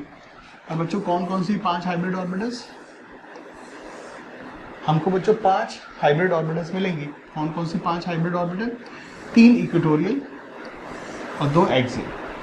बच्चों 3 इक्वेटोरियल और 2 एक्सियल। तो यहाँ पे दोस्तों हमको 5 हाइब्रिड ऑर्बिटल्स मिलती हैं।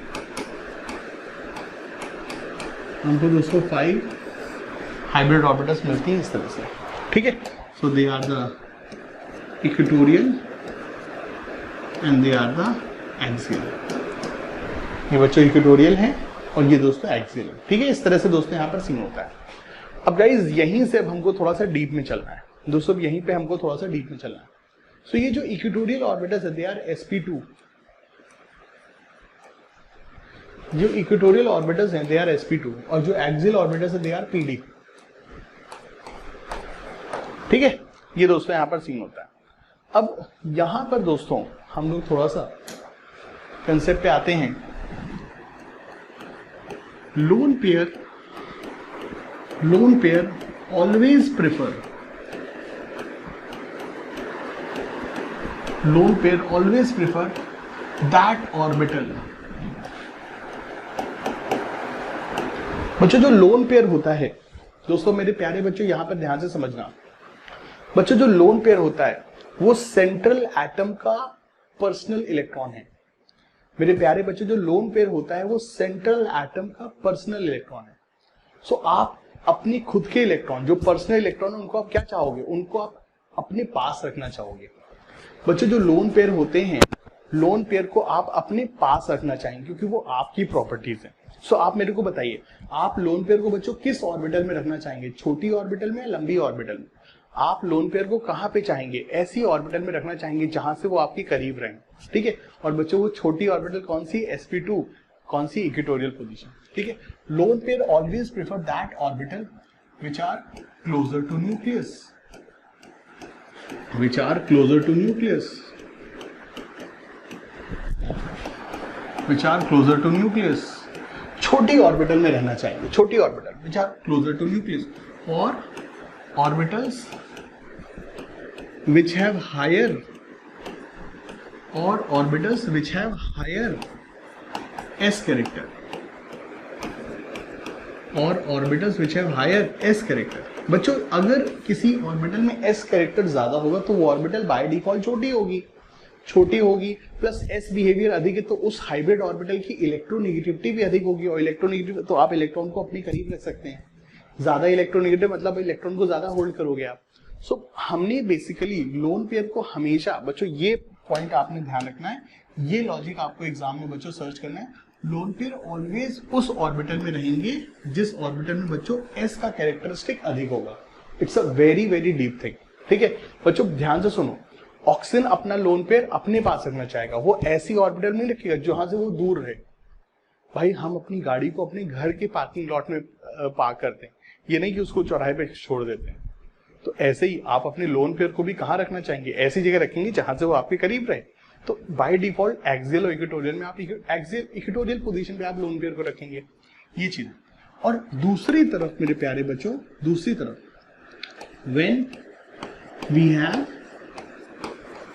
Have two different electronegative atom, बच्चों when we have two different electronegative atom, अगर बच्चों हमारे पास दो डिफरेंट इलेक्ट्रोनेगेटिव एटम हैं, तो देखो इलेक्ट्रोनेगेटिव एटम का सीन क्या होता है। इलेक्ट्रोनेगेटिव एटम बॉन्ड पेयर को ज्यादा अट्रैक्ट करता है। बच्चों electronegative atom bond pair electrons को ज्यादा अट्रैक्ट करता है। सो फ्लोरीन इलेक्ट्रॉन्स को खींचना चाहता है। फ्लोरीन को खुशी कब मिलेगी, जब आप उसको इलेक्ट्रॉन उसके करीब दे दो। सो ऐसे में दोस्तों, अगर आप ज्यादा इलेक्ट्रोनेगेटिव एटम को, अगर आप बच्चों ध्यान से सुनो, अगर आप बच्चों ज्यादा इलेक्ट्रोनेगेटिव एटम को इक्वेटोरियल पोजीशन पे प्लेस करेंगे, तो बच्चों इक्वेटोरियल पोजीशन में जो हाइब्रिड ऑर्बिटल्स हैं sp2, वहां पे s का कैरेक्टरिस्टिक अधिक है, और ज्यादा s के कैरेक्टरिस्टिक होने से मोर इलेक्ट्रोनेगेटिव एटम बॉन्ड पेयर को अपनी तरफ खींच नहीं पाएगा। और अगर इलेक्ट्रोनेगेटिव एटम बॉन्ड पेयर को नहीं खींच पाएगा तो वो थोड़ा सा एंग्री हो जाएगा, क्योंकि इलेक्ट्रोनेगेटिव एटम क्या चाहता है, इलेक्ट्रॉन चाहता है। सो हम चाहते हैं कि भाई हमारे मॉलिक्यूल में सारे एटम खुश रहे। अब खुश कैसे रहेंगे, सब जब सबको मजा आएगा। तो ऐसे में हम चाहेंगे कि अगर हम मॉलिक्यूल में इलेक्ट्रोनेगेटिव एटम को रखते हैं, तो इलेक्ट्रोनेगेटिव एटम को ऐसी जगह रखें जहां से वो इलेक्ट्रॉन को अच्छे से खींच पाए। और इलेक्ट्रोनेगेटिव एटम कहां से इलेक्ट्रॉन को अच्छे से खींचेगा, जो बॉन्ड लंबा होता है। बच्चों लंबे बॉन्ड में अट्रैक्शन कम होता है। अगर बॉन्ड लंबा होगा तो सेंट्रल एटम उस इलेक्ट्रॉन को खींच नहीं पाएगा। तो ऐसे में इलेक्ट्रोनेगेटिव एटम के लिए उसको अट्रैक्ट करना आसान है। So basically you want to make your electronegative atom happy, और वो हैप्पी कहां से होगा, ऐसी ऑर्बिटल में उसको रख करके हैप्पी रहेगा जहां से वो इलेक्ट्रॉन को अच्छे से खींच पाए। So basically sp2 hybrid orbitals जो इक्वेटोरियल पोजीशंस हैं, जहां पे s कैरेक्टर अधिक है, तो sp2 इक्वेटोरियल हाइब्रिड ऑर्बिटल्स में s का कैरेक्टरिस्टिक अधिक होने से वहां पे इलेक्ट्रोनेगेटिविटी हाई है। तो ऐसे में दोस्तों यहाँ पर फ्लोरीन के लिए इलेक्ट्रॉन को खींच पाना बहुत मुश्किल है। फ्लोरीन यहां से इलेक्ट्रॉन खींच नहीं पाएगा, क्योंकि इन ऑर्बिटल के इलेक्ट्रॉन को सेंट्रल एटम ज्यादा अट्रैक्ट करेगा। लेकिन अगर हमारे पास बच्चों यहाँ पे हम बात करें, अगर हमारी इन इलेक्ट्रॉन्स की बात करें, तो बच्चों ये जो इलेक्ट्रॉन है ये न्यूक्लियस से दूर है। न्यूक्लियस से दूर होने के लिए सेंट्रल एटम इनको ज्यादा अट्रैक्ट नहीं कर पाएगा। सो अगर इन इलेक्ट्रॉन को सेंट्रल एटम नहीं अट्रैक्ट करेगा, तो इन इलेक्ट्रॉन को फ्लोरीन अच्छे से अट्रैक्ट कर पाएगा। सो टू मेक फ्लोरीन हैप्पी, आप फ्लोरीन को ऐसी जगह प्लेस करिए जहां से वो इलेक्ट्रॉन को खींच सके, और वो चीज कहां पे हो पाएगी, एक्सियल पोजीशन पे। ठीक है। सो जो हमारा फंडा है दोस्तों, जो हमारा फंडा है वो ये है, when we have two different electronegative atom, then more electronegative atom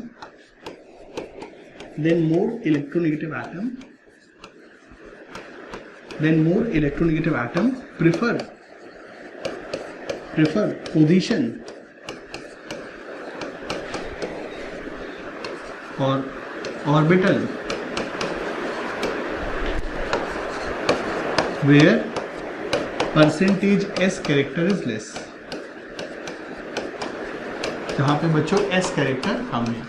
so more electronegative atom बच्चों कहां पे आएगा, जहां पे बच्चों s कैरेक्टर कम है। तो ये दोस्तों फंडा याद रखिए। और अगर आप बच्चों ये फंडा याद रखेंगे दोस्तों, अगर आप ये फंडा याद रखेंगे तो बच्चों कोई भी दिक्कत आपको नहीं होगी।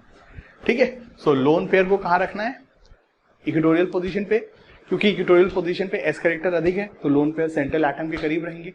और मोर इलेक्ट्रोनेगेटिव एटम को कहां रखना है, एक्सियल पोजीशन पे, क्योंकि एक्सियल पोजीशन में s कैरेक्टर कम है, तो मोर इलेक्ट्रोनेगेटिव एटम बॉन्ड पेयर को अच्छे से खींच पाए। और अगर बॉन्ड पेयर को अच्छे से खींचेगा तो बॉन्ड पेयर दूर रहेगा, और दूर रहेगा तो रिपल्शन भी कम होगा। इलेक्ट्रॉन जितने दूर दूर होंगे रिपल्शन उतना कम रहेगा। ठीक है। तो ये चीज बच्चों समझिए, इसको आप यहां पे देख सकते हैं। ठीक है। सो अगर हमारे पास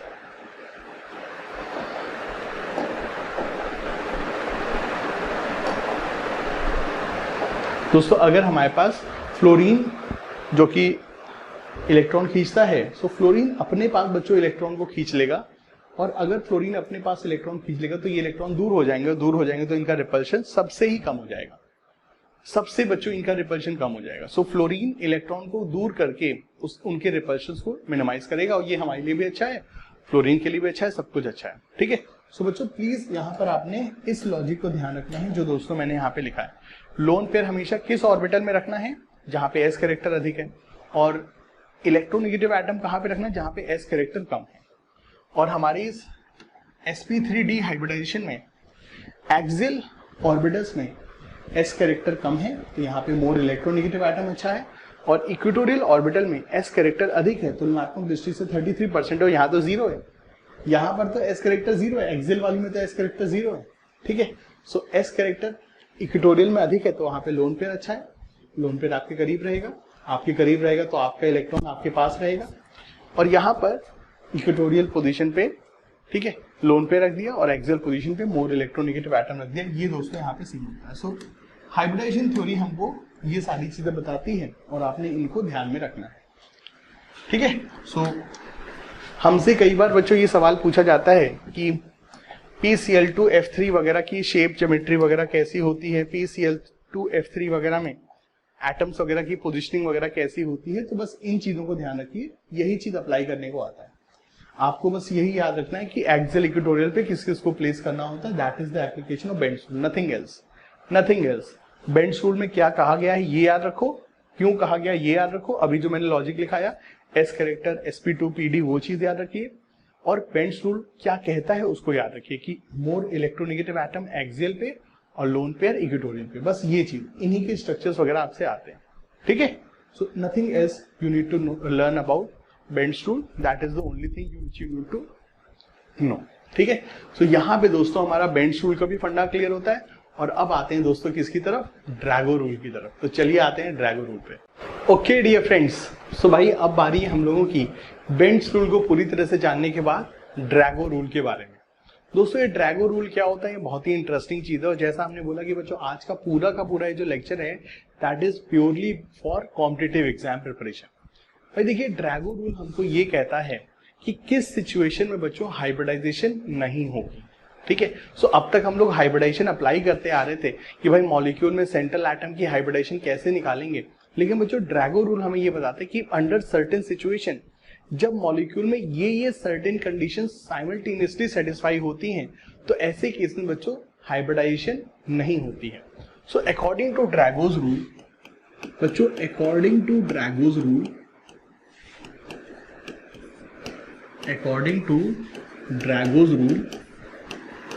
when these conditions are satisfied, when these conditions are satisfied, अगर बच्चों मॉलिक्यूल में ये कंडीशन बच्चों सेटिस्फाइड होती हैं, according to Drago's rule when these conditions are satisfied, hybridization will not take place in molecule.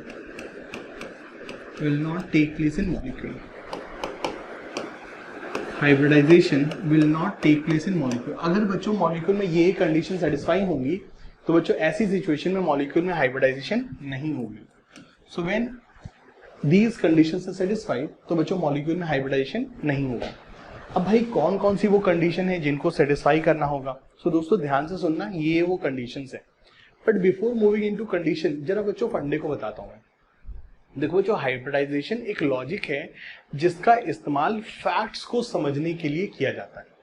बच्चों आपको पहले मॉलिक्यूल के फैक्ट्स को एक्सप्लोर करना होता है, जो कि हमारी एक्सपेरिमेंटल स्टडी से आते हैं। आपको वो नहीं निकालना है बच्चों। हम लोग साइंस में कुछ मॉलिक्यूल के फैक्ट्स वगैरह को हम लोग एक्सप्लोर करते हैं। हमने एक मॉलिक्यूल है उसकी फैक्ट्स वगैरह को एक्सप्लोर किया, बॉइलिंग पॉइंट, मेल्टिंग पॉइंट, उसमें बॉन्ड स्ट्रेंथ वगैरह सबको एक्सप्लोर किया। अब एक्सप्लोर करने के बाद बच्चों हमारे जो थ्योरेटिकल साइंटिस्ट होते हैं वो उन फैक्ट्स को समझने की कोशिश करते हैं कि भाई ऐसे फैक्ट्स क्यों आ रहे हैं, ठीक है। सो पहले बच्चों रिजल्ट्स आते हैं और फिर रिजल्ट्स को देखने के बाद उनके अनुरूप से थ्योरी लिखी जाती है। ये होता है बच्चों केमिस्ट्री का सही तरीका। बच्चों ध्यान सुनना, पहले हम लोग फैक्ट्स को एक्सप्लोर करते हैं और उन फैक्ट्स को समझने के लिए हम लोग थ्योरी को बच्चों उस हिसाब से प्रपोज करते हैं। बच्चों कई जगहों पर क्या होता है कि हमारी जो थ्योरी होती है वो उस तरह से नहीं होती है जैसे होनी चाहिए। ठीक है, समझिएगा जरा। बच्चों कई बार क्या होता है हमारे फैक्ट्स हमारे थ्योरी के अनुरूप नहीं आते हैं, तो ऐसे केस में हम लोग थ्योरी में कुछ मॉडिफिकेशंस प्लान करते हैं और अपनी थ्योरी को धीरे धीरे मॉडिफाई करते हैं। तो बच्चों ड्रैगो रूल में भी यही चीज है। ड्रैगो रूल हाइब्रिडाइजेशन की थ्योरी के काफी बाद आया।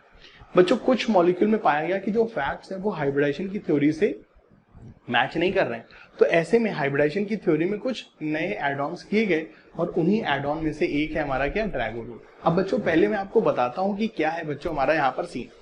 ठीक है, तो उसके बाद फिर मैं आपको ये 4 पॉइंट्स बताता हूं। बच्चों देखिए, अगर हम लोग ग्रुप 15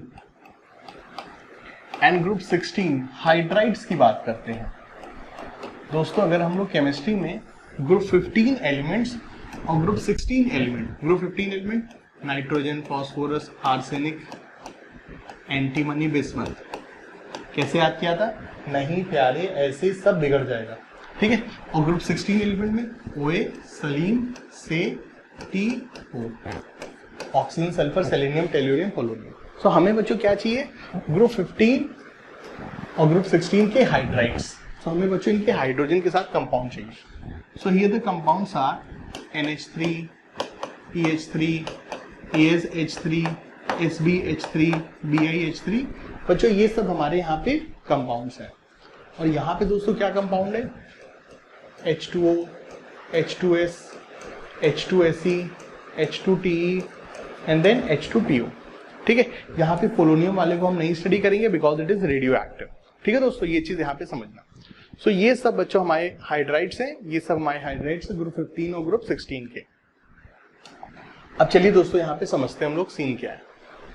सो मेरे प्यारे बच्चों, मेरे प्यारे प्यारे बच्चों, जरा समझिए दोस्तों यहाँ पे क्या हुआ था, किस कारण से बच्चों ड्रैगो रूल की उत्पत्ति होती है। बच्चों अगर हम लोग ग्रुप 15 और ग्रुप 16 के हाइड्राइड्स को लेते हैं तो बच्चों यहाँ पे अगर हम बॉन्ड एंगल को डेटा को लेते हैं, बॉन्ड एंगल, अगर हम बच्चों यहाँ पे बॉन्ड एंगल के डेटा को लेते हैं, ठीक है। सो बच्चों please do see the data.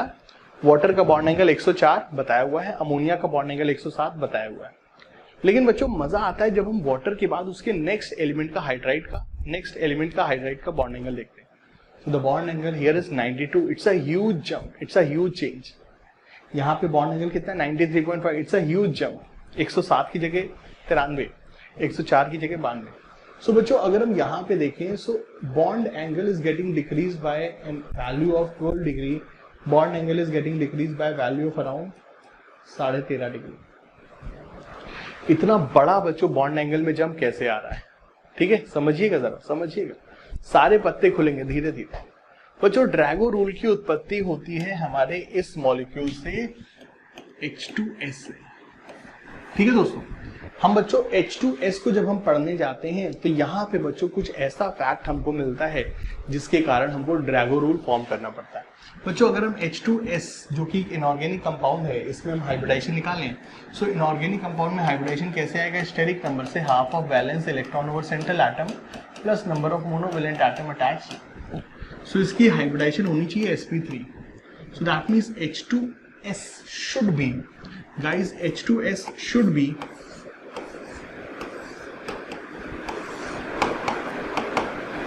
ये यहाँ पे 2 बॉन्ड एंगल है और ये है दोस्तों यहाँ पे 2 लोन पेयर।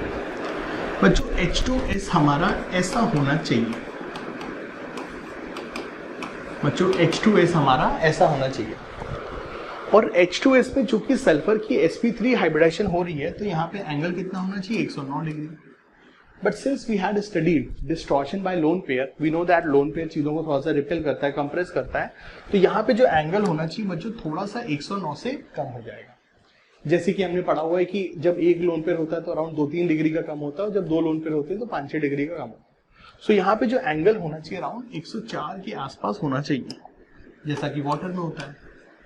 अब कुछ लोग कहते हैं नहीं, H2S में जो बॉन्ड एंगल होगा वाटर से थोड़ा कम होगा। कैसे वाटर से कम होगा?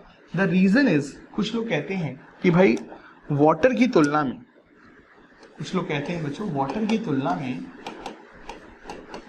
कुछ लोग कहते हैं बच्चों वाटर की तुलना में ऑक्सीजन की इलेक्ट्रोनेगेटिविटी अधिक होती है। चूंकि ऑक्सीजन की इलेक्ट्रोनेगेटिविटी अधिक होती है तो वो अपने बॉन्ड पेयर को अपने करीब रखता है, और सल्फर ऑक्सीजन जितना इलेक्ट्रोनेगेटिव नहीं है, तो यहाँ पे दोस्तों बॉन्ड पेयर थोड़े से दूर होते हैं, यहाँ पे दोस्तों बॉन्ड पेयर थोड़े से दूर होते हैं। तुलनात्मक दृष्टि, यही शब्द मैं हमेशा लेता हूँ। कंपैरेटिवली बच्चों यहाँ पे बॉन्ड पेयर थोड़े से दूर होंगे, यहाँ पे बहुत पास पास है, यहाँ पे थोड़े दूर है। अब इससे दोस्तों क्या होगा, यहाँ पे चूंकि बॉन्ड पेयर पास पास हैं तो यहाँ पे उनके बीच में रिपल्शन भी अधिक होगा, और यहाँ पे दोस्तों बॉन्ड पेयर दूर दूर हैं तो उनके बीच में रिपल्शन भी कम होगा। सो चूंकि यहाँ पे बॉन्ड पेयर पास पास हैं तो उनके बीच में रिपल्शन अधिक होगा। सो here the angle is 104 degree. तो यहाँ पे एंगल बच्चों थोड़ा सा 104 से लेस होना चाहिए, ठीक है। Since bond pairs are far, बच्चों चूंकि यहाँ पे बॉन्ड पेयर दूर है, सो bond pair repulsion, so bond pair repulsion less होगा। सो बच्चों यहाँ पे बॉन्ड पेयर रिपल्शन लेस होगा, चूंकि यहाँ पे बॉन्ड पेयर थोड़े दूर हैं, जिस कारण से बच्चों बॉन्ड पेयर रिपल्शन थोड़ा सा लेस होगा। एंड चूंकि बच्चों यहाँ पे बॉन्ड पेयर रिपल्शन थोड़ा सा लेस है, चूंकि दोस्तों यहाँ पे बॉन्ड पेयर रिपल्शन थोड़ा सा लेस है, क्योंकि बच्चों यहाँ पे बॉन्ड पेयर रिपल्शन थोड़ा सा लेस है, तो यहाँ पे बॉन्ड एंगल भी, यहाँ पे दोस्तों बॉन्ड एंगल भी क्या होगा, स्मॉल होगा। मेरे प्यारे बच्चों H2S में बॉन्ड एंगल स्मॉल होगा। बच्चों ध्यान समझो, अगर बॉन्ड पेयर के बीच में रिपल्शन ज्यादा है तो एंगल खुल जाएगा, बॉन्ड पेयर के बीच में रिपल्शन अगर ज्यादा है तो बॉन्ड एंगल थोड़ा सा बढ़ जाएगा, और अगर बॉन्ड पेयर के बीच में रिपल्शन कम है तो एंगल थोड़ा सा कम हो जाएगा, ठीक है, सीधी सी बात। सो कुछ लोग कहते हैं कि when we move down the group, बच्चों when we move down the group, ठीक है, कुछ लोग कहते हैं बच्चों when we move down the group, अगर हम बच्चों किसी भी ग्रुप में नीचे जाते हैं,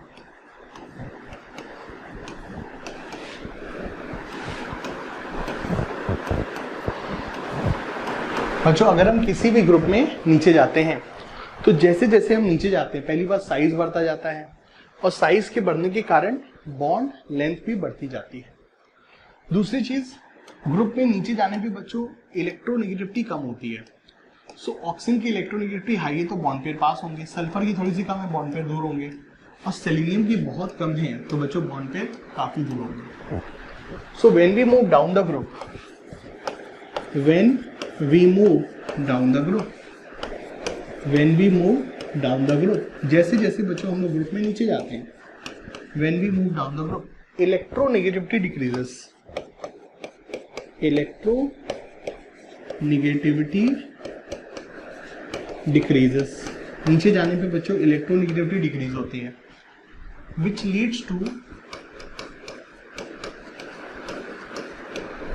leads to lesser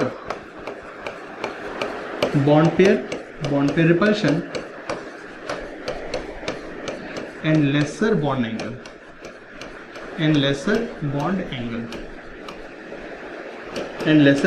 बच्चों ये हमारा लॉजिक होता है जो स्कूल किताबों में यूज होता है, क्लास 12 पी ब्लॉक केमिस्ट्री में ये बच्चों लॉजिक यूज होता है, ठीक है। So under this theory, under the theory of electronegativity के आधार पे हम ये मानते हैं कि भाई जो बॉन्ड एंगल होगा वो नीचे जाने पे कम होगा, हम मानते हैं ऐसा। सो यहाँ पे बच्चों अगर एंगल 104 है तो यहाँ पे एंगल 104 से थोड़ा कम होगा, यहाँ पे और कम होगा। लेकिन मेरे प्यारे बच्चों द थिंग इज, बच्चों जो चीज है बच्चों, इलेक्ट्रोनेगेटिविटी के इस डिफरेंस के कारण, मेरे प्यारे बच्चों इलेक्ट्रोनेगेटिविटी के इस डिफरेंस के कारण ये जो बॉन्ड एंगल में डिक्रीज आना चाहिए, ये बहुत बड़ा डिक्रीज नहीं आना चाहिए।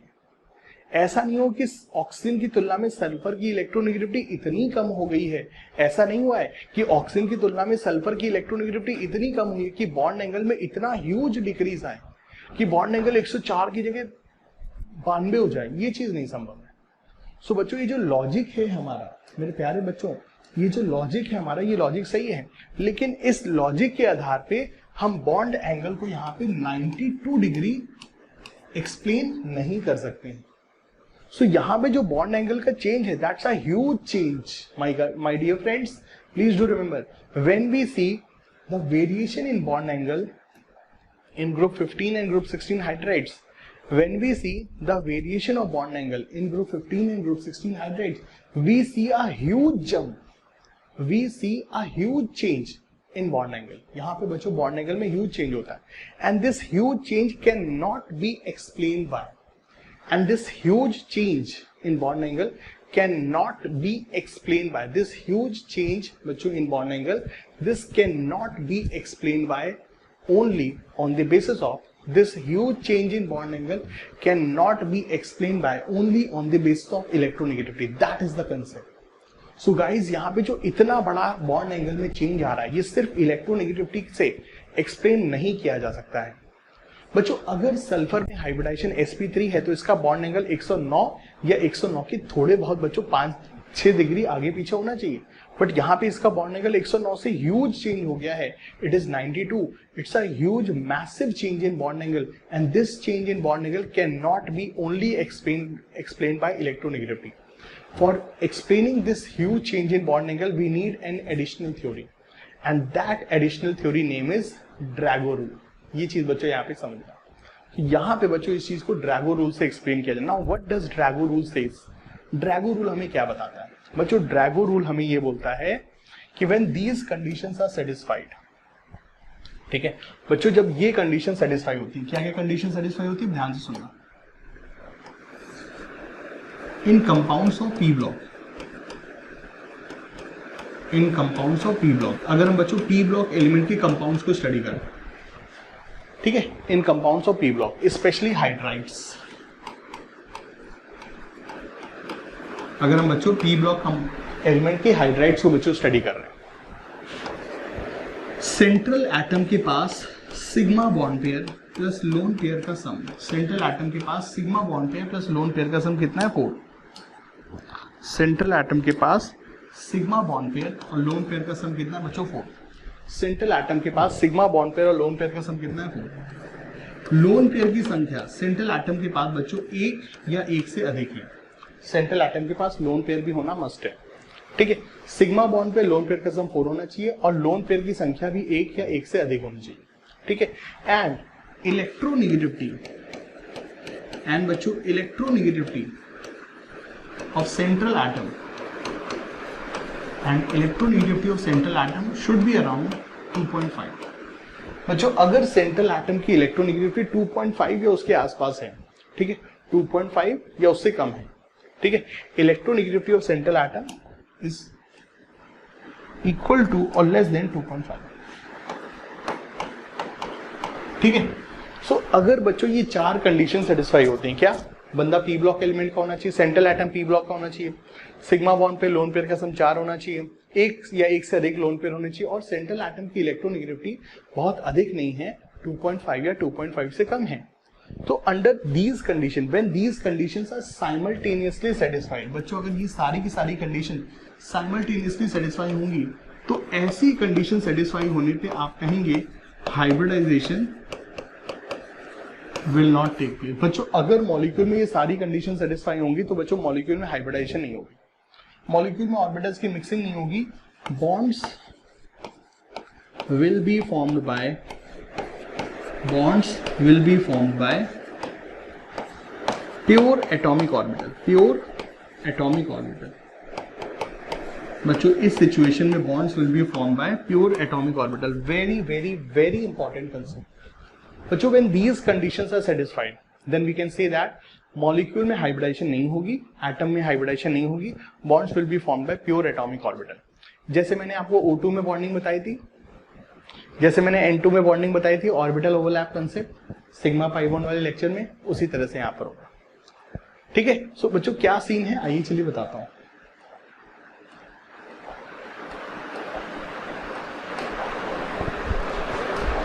मेरे प्यारे बच्चों, जब हम NH3 को लेते हैं, सो बच्चों NH3 में एक लोन पेयर है, 3 सिग्मा बॉन्ड है.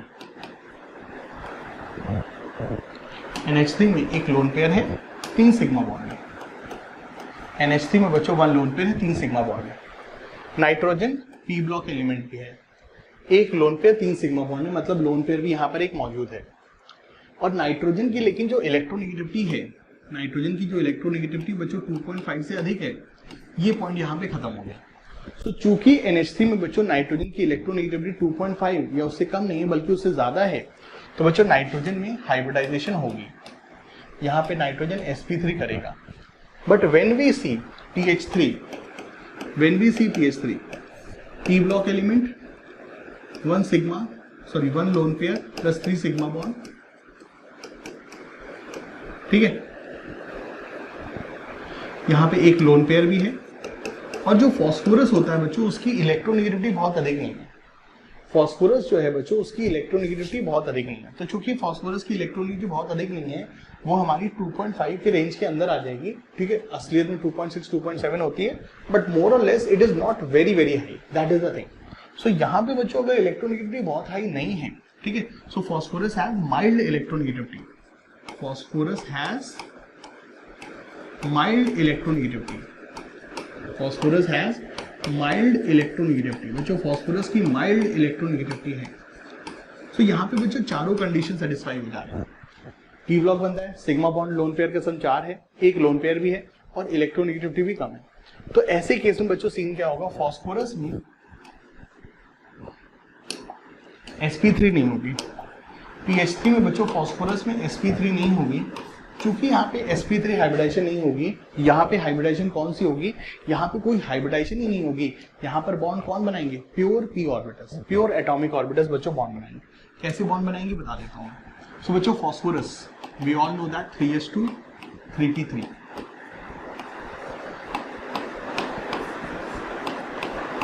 सो हमारे पास 3 हाफ फिल्ड ऑर्बिटल्स हैं, और ये जो बच्चों 3 हाफ फिल्ड ऑर्बिटल्स हैं they will form 3 sigma bond, they will form 3 sigma bond.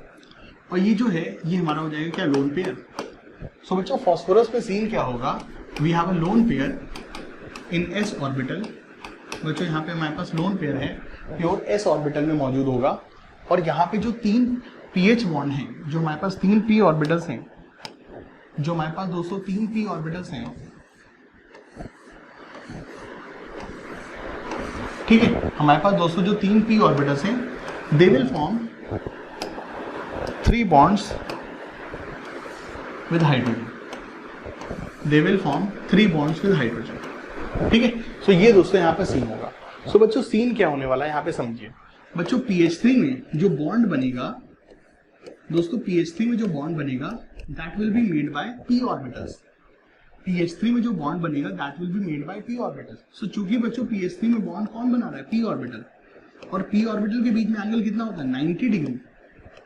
तो यहाँ पे दोस्तों जो बॉन्ड एंगल होगा वो 109 के करीब नहीं होगा, बल्कि किसके करीब होगा, 90 के करीब होगा। That's why we see in PH3 bond angle is PH bond के बीच में बच्चों जो बॉन्ड एंगल है दैट इज अराउंड 93 डिग्री, ठीक है। यहाँ पे बच्चों बॉन्ड एंगल कितना है, 93 डिग्री, क्योंकि बॉन्ड sp3 हाइब्रिड ऑर्बिटल नहीं बना रही, बॉन्ड कौन बना रही है, p ऑर्बिटल बना रही है। Same case happen for H2s as well. बच्चों यही चीज बच्चों हमारी H2s में भी होगी। H2s में भी बंदा p ब्लॉक का है, बंदे के पास 2 सिग्मा 2 लोन पेयर है, मतलब लोन पेयर है, सम 4 हो गया, 2 सिग्मा 2 लोन पेयर सम 4। और सल्फर की भी इलेक्ट्रोनेगेटिविटी बहुत अधिक नहीं है, वो भी बच्चों 2.5 के आसपास ही है। So it is not a very very high electronegative atom, it's a mild electronegative atom. So बच्चों चारों कंडीशन है, p block, sigma bond lone pair का सम 4, लोन पेयर की संख्या 1 या 1 से अधिक, और माइल्ड इलेक्ट्रोनेगेटिविटी, चारों कंडीशन सेटिस्फाई है। H2s में भी बच्चों H2s में भी हाइब्रिडाइजेशन नहीं होगी, ठीक है, यहां पर भी हाइब्रिडाइजेशन नहीं होगी। कौन बॉन्ड बनाएगा, bonds will be form by pure atomic orbital. So what will happen in H2s guys, what will happen in H2s। बच्चों H2s में क्या होगा समझाता हूं मैं। सो बच्चों H2s में sulphur 3s2 3p4,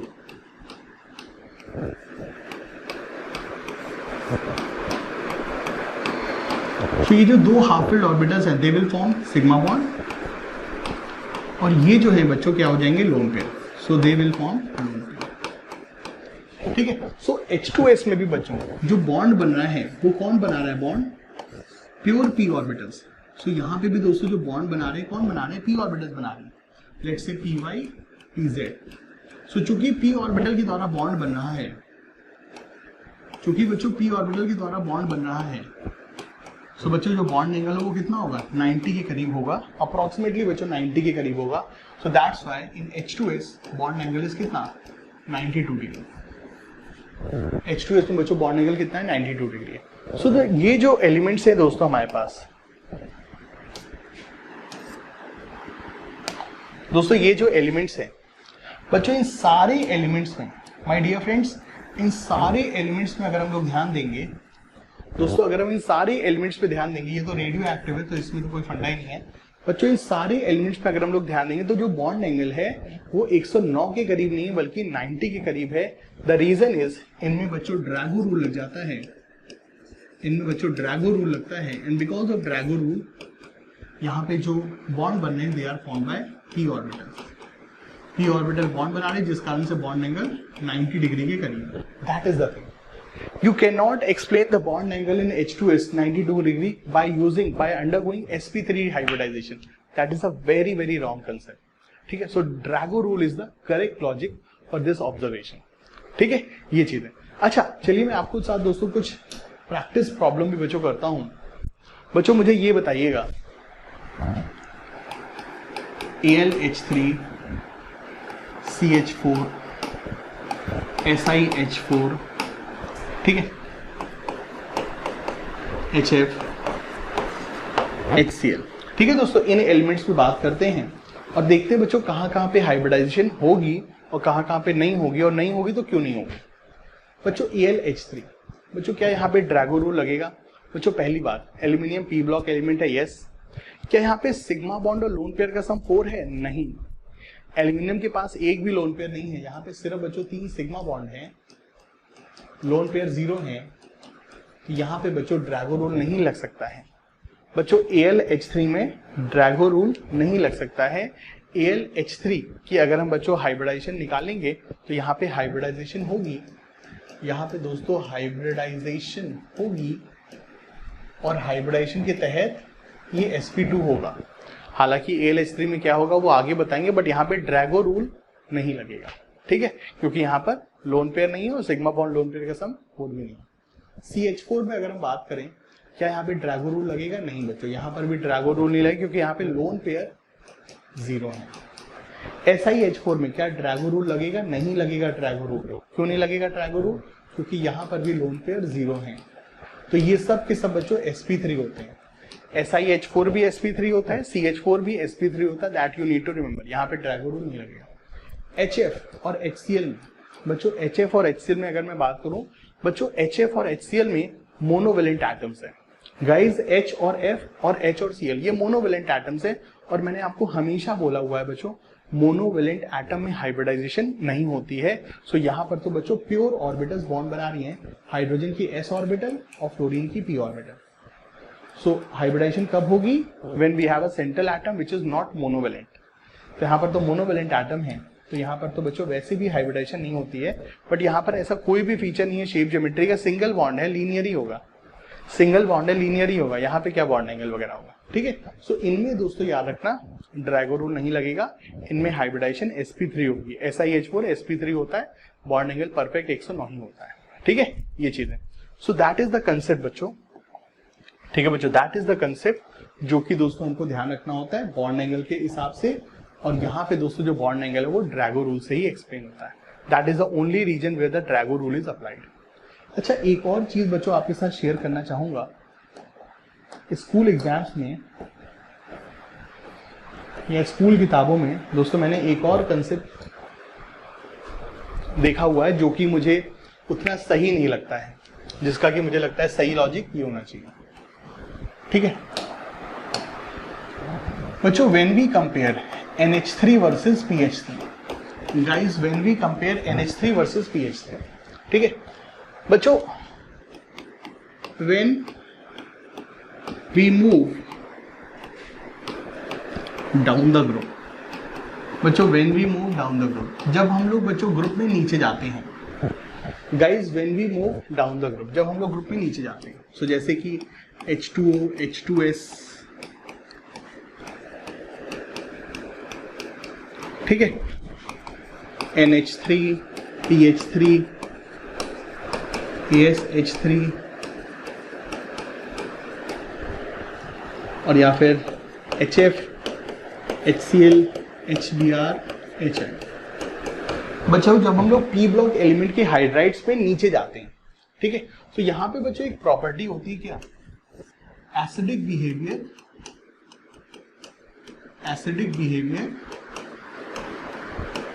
increase down the group, acidic behaviour increase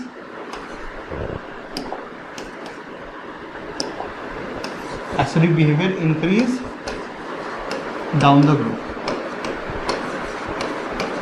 ठीक है बच्चों। जैसे जैसे हम लोग नीचे जाते हैं, when we move down the group, जैसे जैसे हम लोग पी ब्लॉक एलिमेंट में नीचे जाते हैं तो हम क्या पाते हैं बच्चों, नीचे जाने पर एसिडिक बिहेवियर इंक्रीज करता है नीचे जाने पे। एंड इसका लॉजिक बच्चों स्ट्रेट फॉरवर्ड होता है, while moving down the group size increases। Guys यहाँ पे जो रीजन आपको लिखना है वो यही लिखना है, साइज इंक्रीज करता है, that's why bond strength decrease, ठीक है बच्चों। नीचे जाने पे क्या होता है, साइज, सेंट्रल एटम का साइज बढ़ता जाता है। ऑक्सीजन की तुलना में सल्फर बढ़ा है, सल्फर की तुलना में सेलेनियम बढ़ा है। तो जैसे जैसे हम लोग नीचे जाते हैं बच्चों साइज बढ़ता है, और साइज के बढ़ने से दोस्तों क्या होगा माय डियर फ्रेंड, साइज के बढ़ने से क्या होगा, हमारा बॉन्ड लंबा होता जाएगा। और जैसे जैसे बॉन्ड हमारा लंबा होता जाएगा, बॉन्ड की स्ट्रेंथ कमजोर होती जाएगी, और कमजोर बॉन्ड से H+ का निकलना आसान होता है। एसिड वो होता है जो H+ दे, एसिड वो होता है जो H+ जल्दी दे। H+ निकालने के लिए आपको बॉन्ड तोड़ना पड़ेगा। सो अगर बॉन्ड कमजोर है जल्दी टूटेगा, और बॉन्ड मजबूत है तो देर से टूटेगा। सो बच्चों होता क्या है यहाँ पर दोस्तों, जैसे जैसे हम लोग ग्रुप में नीचे जाते हैं बॉन्ड लंबा होता जाता है, और बॉन्ड के लंबे होने से उसकी स्ट्रेंथ कमजोर पड़ने लगती है, इसलिए H का निकलना आसान होता है। दैट्स व्हाई बच्चों ये HI हमारा बहुत ही पावरफुल एसिड होता है। ये H2SO4 नाइट्रिक एसिड से भी पावरफुल एसिड होता है, क्योंकि यहाँ पे H और I का बॉन्ड बहुत कमजोर होता है। That is the true logic which you need to know, ठीक है। अब बच्चों मैं जिस पॉइंट की बात करने जा रहा हूँ that is NH3 versus PH3 का बेसिक स्ट्रेंथ। बच्चों हम लोग बात करने जा रहे हैं NH3 वर्सेस PH3 की बेसिक स्ट्रेंथ की। बच्चों NH3 is more basic than PH3। बच्चों NH3 is more basic than PH3। What does that mean? That means कि NH3 हमारा H+ के साथ जल्दी रिएक्ट करके NH4+ बनाएगा। This is going to be the fast reaction because it is strong base। तुलनात्मक दृष्टि से, नॉट एज सच बहुत ताकतवर बेस होता है। अमोनिया से भी ताकतवर बेस होते हैं बहुत सारे। सो अमोनिया एक बहुत पावरफुल बेस है, ये नहीं कहें, but yes it's basic, but comparatively, but मैं बात कर रहा हूँ कंपैरेटिव। सो NH3 ज्यादा बेसिक है PH3 से। सो PH3 की तुलना में NH3 ज्यादा बेसिक है, तो H+ के साथ जल्दी रिएक्ट करेगा। लेकिन जो PH3 होता है दोस्तों,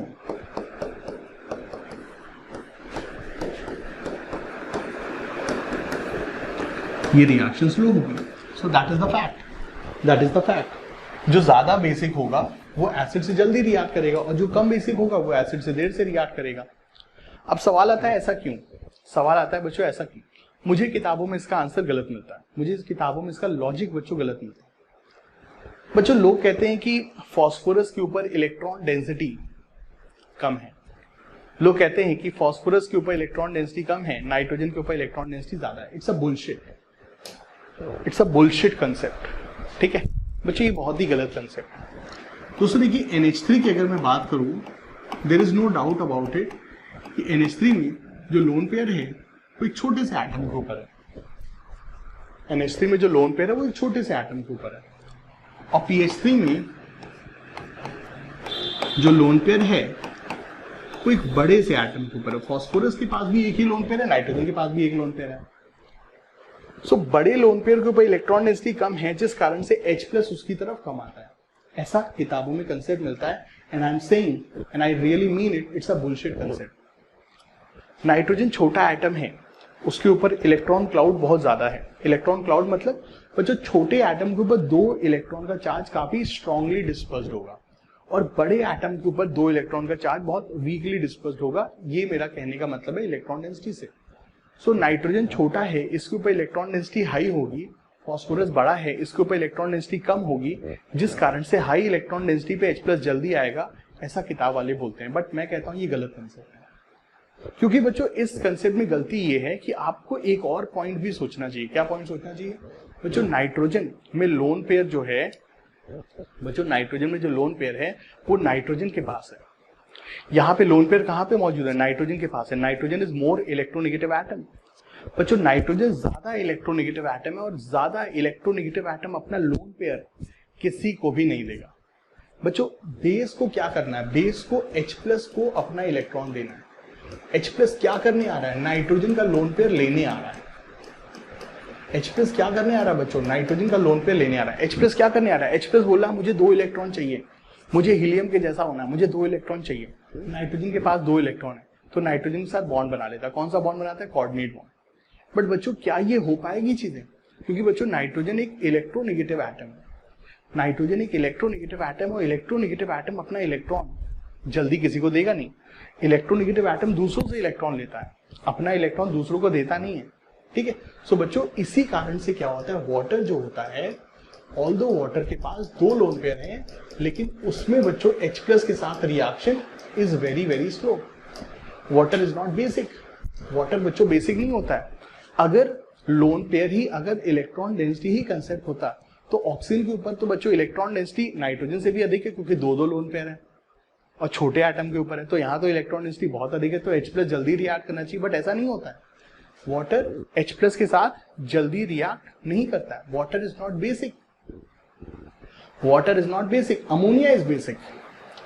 वाटर अमोनिया से कम बेसिक होता है। ठीक है, क्यों वाटर H+ से रिएक्ट नहीं करता है? क्योंकि बच्चों वाटर में जो ऑक्सीजन है that is very very electronegative. उसके पास लोन पेयर है, बट ऐसे थोड़ी ना H+ को दे देगा। मेरे पास 100 रुपए, तो क्या मैं ऐसे किसी को लुटाता फिरूंगा? क्या कोई भी आगे बोले बाबा 100 रुपए दे दे? अरे तुम 100 रुपए के लिए एक बार बोलो, मैं 2 बार बोलूंगा तुम मुझे 200 दे दो। मैं नहीं दूंगा किसी को 100 रुपए यार। क्यों दूं? मेहनत से कमाया हुआ पैसा है, मेरा पैसा है। ठीक है, तो ऐसे ही ऑक्सीजन अपना लोन पेयर क्यों दे किसी को? क्यों दे भाई किसी को अपना लोन पेयर? इतनी मेहनत से उसके पास है, वो दूसरों से इलेक्ट्रॉन ले लेगा। That is the case of oxygen. So oxygen is less basic because it is more electronegative. Oxygen is quite electronegative, अपना लोन पेयर जल्दी H+ को नहीं देता है। So that's why this reaction is slow. Nitrogen oxygen से कम electronegative है। Nitrogen oxygen से कम electronegative है। नाइट्रोजन ऑक्सीजन से कम इलेक्ट्रोनेगेटिव, तो बच्चों ये रिएक्शन फास्ट होती है। बच्चों नाइट्रोजन की तुलना में फास्फोरस तो और भी कम इलेक्ट्रोनेगेटिव होता है। नाइट्रोजन की तुलना में फास्फोरस तो और भी कम इलेक्ट्रोनेगेटिव है। फास्फोरस तो और भी कम इलेक्ट्रोनेगेटिव एटम होता है, ऊपर से नीचे जाने में इलेक्ट्रोनेगेटिविटी कम होती है। सो चूंकि फास्फोरस की इलेक्ट्रोनेगेटिविटी कम है, तो बच्चों इस कंसेप्ट से फास्फोरस की H+ के साथ रिएक्शन सबसे तेज होनी चाहिए। That should be super fast. That should be super fast. So on the basis of electronegativity, phosphorus इन तीनों में सबसे कम इलेक्ट्रोनेगेटिव है, सो वो H+ को सबसे जल्दी अपना इलेक्ट्रॉन उसे देना चाहिए। बट ऐसा होता नहीं है। It is not super fast. Phosphorus is not basic. PH3 is not basic. In fact, NH3 is basic. So despite of having lesser electronegativity, my dear friends, despite of having lesser electronegativity, despite of having lesser electronegativity,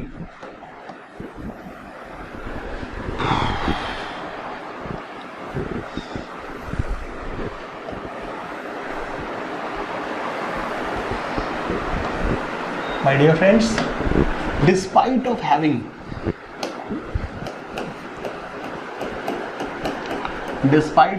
lesser electronegativity,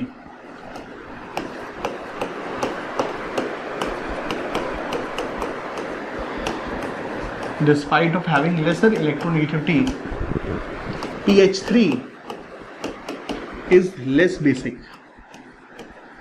Why? PH3 बच्चों कम basic होता है। Why? The reason for this is lying in Drago rule. बच्चों क्या Drago role में reason है? बच्चों NH3 में hybridisation होती है, तो ये लोन पेयर कहाँ मौजूद है? sp3 hybrid orbital. NH3 में लोन पेयर कहाँ मौजूद है बच्चों? sp3 हाइब्रिड ऑर्बिटल में। और PH3 में बच्चों, PH3 में जो लोन पेयर है वो कहाँ मौजूद है? s ऑर्बिटल में। सो बच्चों pH3 में हाइब्रिडाइजेशन नहीं होती है। सो pH3 ने अपने 3 बॉन्ड किससे बनाए, 3 हाफ फिल्ड p ऑर्बिटल से, और लोन पेयर कहाँ है, प्योर s ऑर्बिटल में।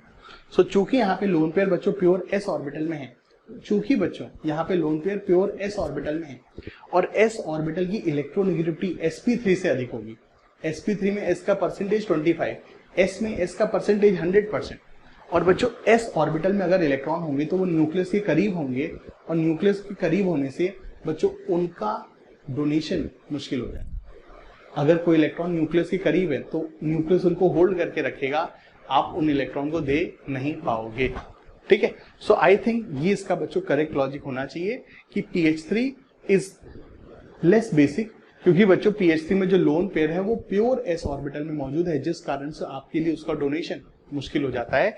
लेकिन NH3 में जो लोन पेयर है वो sp3 ऑर्बिटल में है, जिस कारण से आपके लिए इसका डोनेशन इजी हो जाता है। I think that is a much appropriate, that is a much proper logic for this phenomena. ठीक है, सो प्लीज डू रिमेंबर जो मैंने बताया कि, ठीक है, प्लीज डू रिमेंबर जो मैंने बताया कि hydrides of P block element में जब हम जाते हैं तो नीचे जाने में एसिडिक बिहेवियर बढ़ता है, नीचे जाने में बच्चों acidic behaviour increases down the group, क्योंकि बच्चों नीचे जाने में बॉन्ड स्ट्रेंथ, सल्फर और hydrogen, sorry selenium hydrogen, tellurium hydrogen, ये जो बॉन्ड स्ट्रेंथ है हाइड्रोजन का बॉन्ड है कमजोर हो रहा है, और बॉन्ड कमजोर हो रहा है तो H+ जल्दी निकलता है, that is the acidic phenomena.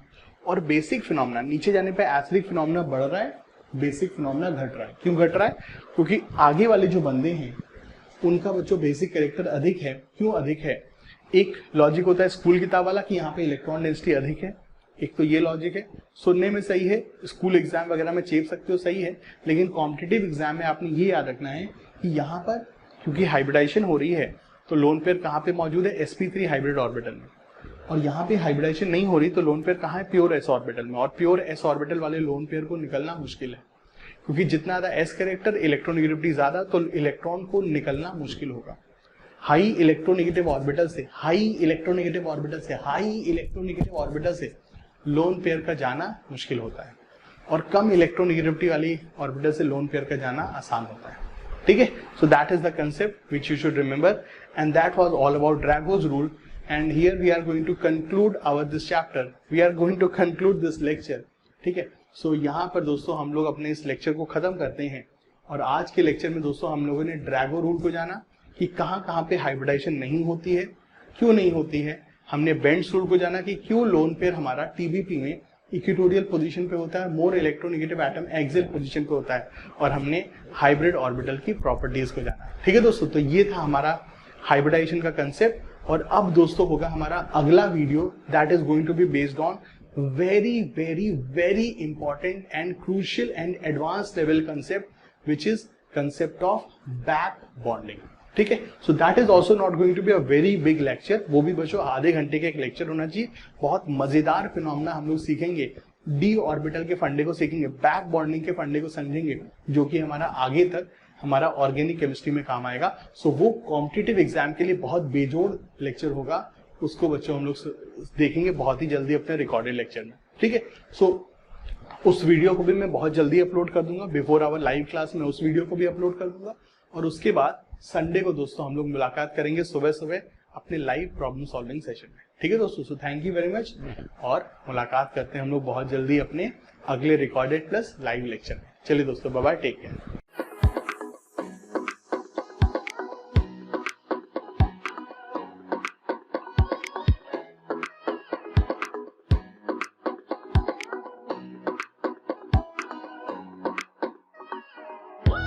Woo!